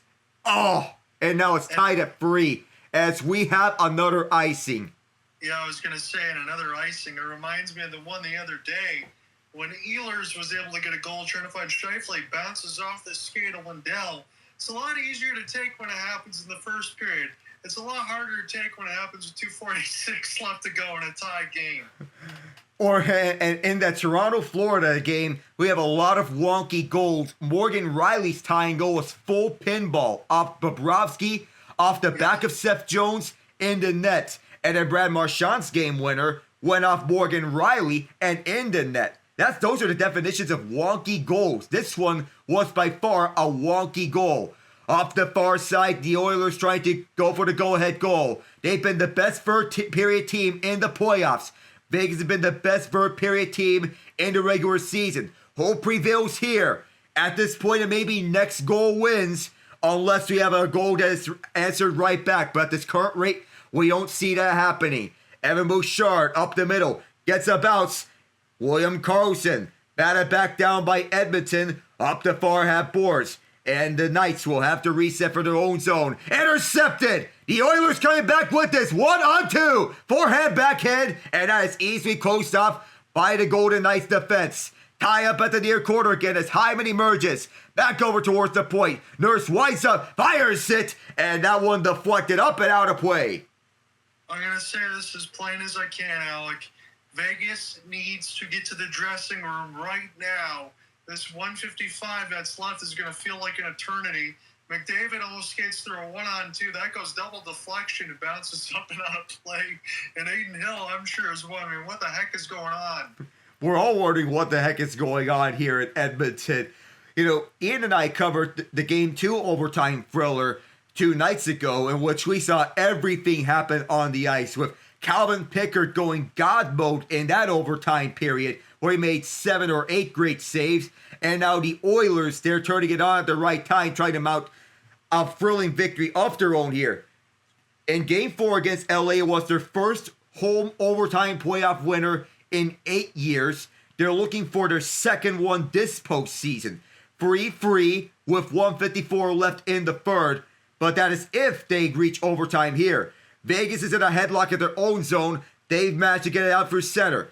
Ever since with less than 5 minutes ago, it's been all Oilers in this game. Up the near corner, here is Brett Kulak. That hit the side of the cage. The Golden Knights trying to go for it. And up the near corner, Kane on a headlock with Noah Hannafin. This comes out to left point. And this is held inside, winding up, firing. And that is wide. McNabb holding it in. McNabb down low for Eichel. Eichel centering pass. Didn't get picked up. Theodore fires it. Great block in front. Ryan Nugent-Hopkins, you warrior. Yeah, he's done it all. You mentioned it between that third line, power play, penalty kill, whatever else. This is a good lane to shoot from here for Theodore, but it gets swallowed up by RNH. Able to step all the way out, just get a piece of a skate on it. Full all-out effort. Oh, excuse me, that was Victor Arvidsson, as I saw 93. I saw number 3 at the end of the jersey, but it's 33, not 93. But either way, these are two really good defensive pieces. And you said it best, John. If I'm Vegas, at the very best on how this game is going, it'd be best suited that that this game would go to overtime at this current stage. But there's no safe guarantee on how this is going out, as the Oilers collected it at center ice. Connor Brown goes rink wide to pass. They'll instead play defense. Up the far side is Tomáš Hertl, the former San Jose Shark. Along the Vegas bench, Edmonton takes it away. 60 seconds left in regulation. Bounced up and is collected by Barbashev right down the near side of the ice. Here's Wallman, who sticks this over to the far side. Deflected up, and this is a foot race for the puck. Hanovin's going to beat out his man to the puck. Fired around the end boards, and the Golden Knights will pick it up. Barbashev, bouncing puck, and it'll be collected up and moving up the middle of the ice. Here's Connor Brown. Brown, forced wide by Pietrangelo. He'll instead shoot around the end boards. Edmonton keeps it inside. Near quarter, sent a pass, and McDavid couldn't fire it home. Sold up was Brown. McDavid is right behind the goal. McDavid sets up right in front to the right point. Here's Brett Kulak. Can't get the shot past Barbashev. Gets the puck back. 15 seconds until overtime. Pietrangelo, he'll get it open towards the near corner. 10 seconds.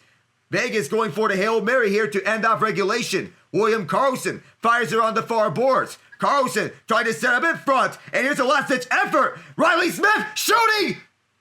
No goal. He hit the post. Oh my goodness. He's in shell shock. And so are we. I thought that this was a goal, but we'll have to check and see here if we have a Vegas win or overtime. We're going to check it out. Vegas is celebrating here, Alec, off the drop pass. They think they scored. We're still checking it officially, but this game might be done with 1 second left. We'll see. Oh my goodness. If this is a goal, Vegas is celebrating because they think they scored. Stuart Skinner was out the net to try to play this full-on aggressive goalie. We're going to check this out. This is a goal, so hold on a minute. Hold on to your horses because this is not over just yet. Riley Smith might have knocked it in off the camera on the back end. It's 0.5. That puck's in. 0.3. Yeah, 0.3. It went off the stick of Leon Draisaitl. That's a goal. The Vegas Golden Knights are going to win this game. Oh my God, it deflected on Draisaitl. Yes. Oh my goodness. That's an answered prayer. The Vegas Golden Knights have scored. Wow. Riley Smith's got 2, Alec. Those are 2 of the sickest goals I've ever seen. Oh my goodness. 0.4 on the clock. The Golden Knights are right back in the series.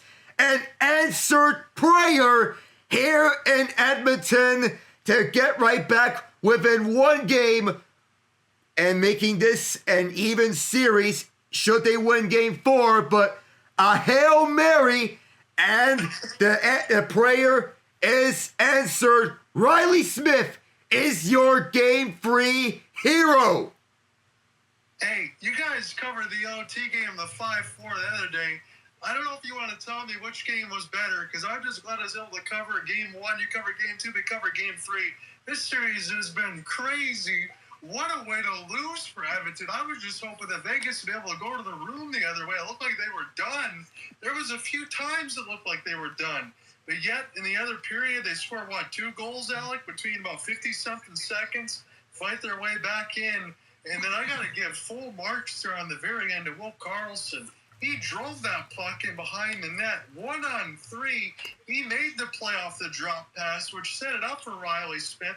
Riley Smith got good fortune, but he made his good fortune. GWG. Oh, You know what? To answer your question, this game, the overtime epic. I mean, overtimes are always fun, but this was the amount. It's just look at the Oilers fans. They're in shock like us because that just doesn't happen. I mean, what? This man takes the puck, he shoots it to the goal, and you know what? Even if Draisaitl's stick wasn't in the way, I think that might still go in, but you know, it would surprise me if somehow in that split second, because these athletes see things and see the game in a way we couldn't possibly. It is not out of the realm of reason that he saw Draisaitl stick in that position and purposefully shot it at his stick in hopes of a redirect. And to your point, in covering Game 1, you remember that goal in the third period, gentlemen, when Mr. Leon Draisaitl banked it off of the red line, off the skate of Adin Hill because he saw him cheat it on the opposite side of the post? Things like that happen. They happen at 1,000 miles an hour. And Alec, I know we might not have thought about it at the time, but you got a chance to call an electric game winner, 0.4 on the clock, and as Ian mentioned, with all the crowd in Edmonton, they still can't believe what happened. We can't believe it either, John. Ian, between these two games, I feel this one takes the cake of the craziest game of this series. This usually does not happen.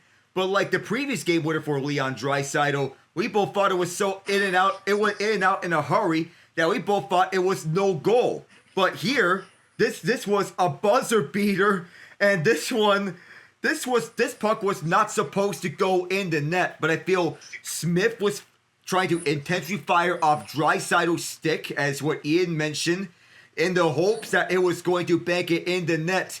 And guess what? The Hail Mary made its way in the net with 0.4 on the clock.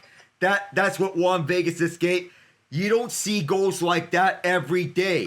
But these are the types of lucky bounces that you need to have come playoff time.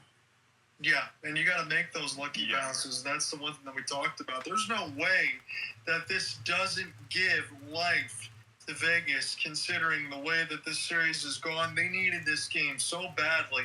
Riley Smith picked a great time to play his best game. And before I get the heck out of here, what did you share with the Rockies? Because the pain doesn't stop for them.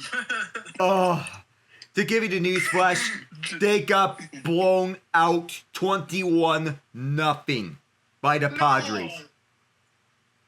Yes, John. I gotta stay here real quick, but let me look this up on ESPN. Hold on. I can't leave just yet, because you bring that up there. I gotta look at this with my 4 eyes. 21-0. Why? Oh! It's just... Oh... God. This is agony. They gave up 24 hits. Yes. 5 home runs, too. Oh... The starting pitcher pitched a complete. Oh my god, Kolek. Stephen Kolek pitched a complete game, and even though it's the Rockies, a complete game is an accomplishment. But oh my goodness, 5 home runs. Stephen Kolek just gave the Colorado Rockies. Here's my headline. A colonoscopy, 21-0. Yes. I mean, you're not wrong. And here's the other part that's so sad. The Rockies are, John, I told Alec this, but are you familiar with just how screwed? No. I'm sorry. I can't be nice about this. Do you know how fucked the Rockies are? This is the worst year for them to be this bad. Do you know why? Do they not have any picks? No. They're in the same position as the Chicago White Sox were last season. Oh. Because of draft lottery rules, they cannot pick above 10.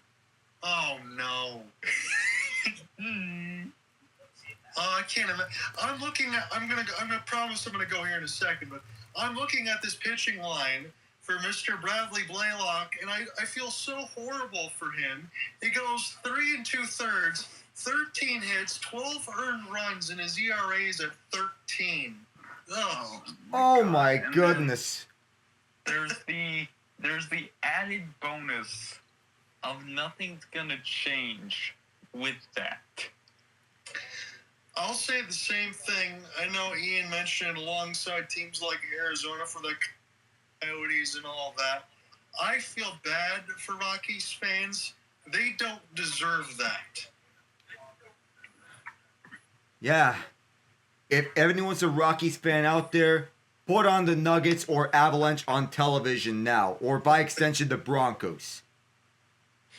I appreciate you sharing me with that, Ian. I'm gonna mull over. I'll probably be thinking about that until I go to bed. 21-0. I got one more. I shared one more thing because this is how bad it's gotten. Baseball images that precede unfortunate events. Is it just the logo of the Rockies? Yes. Oh.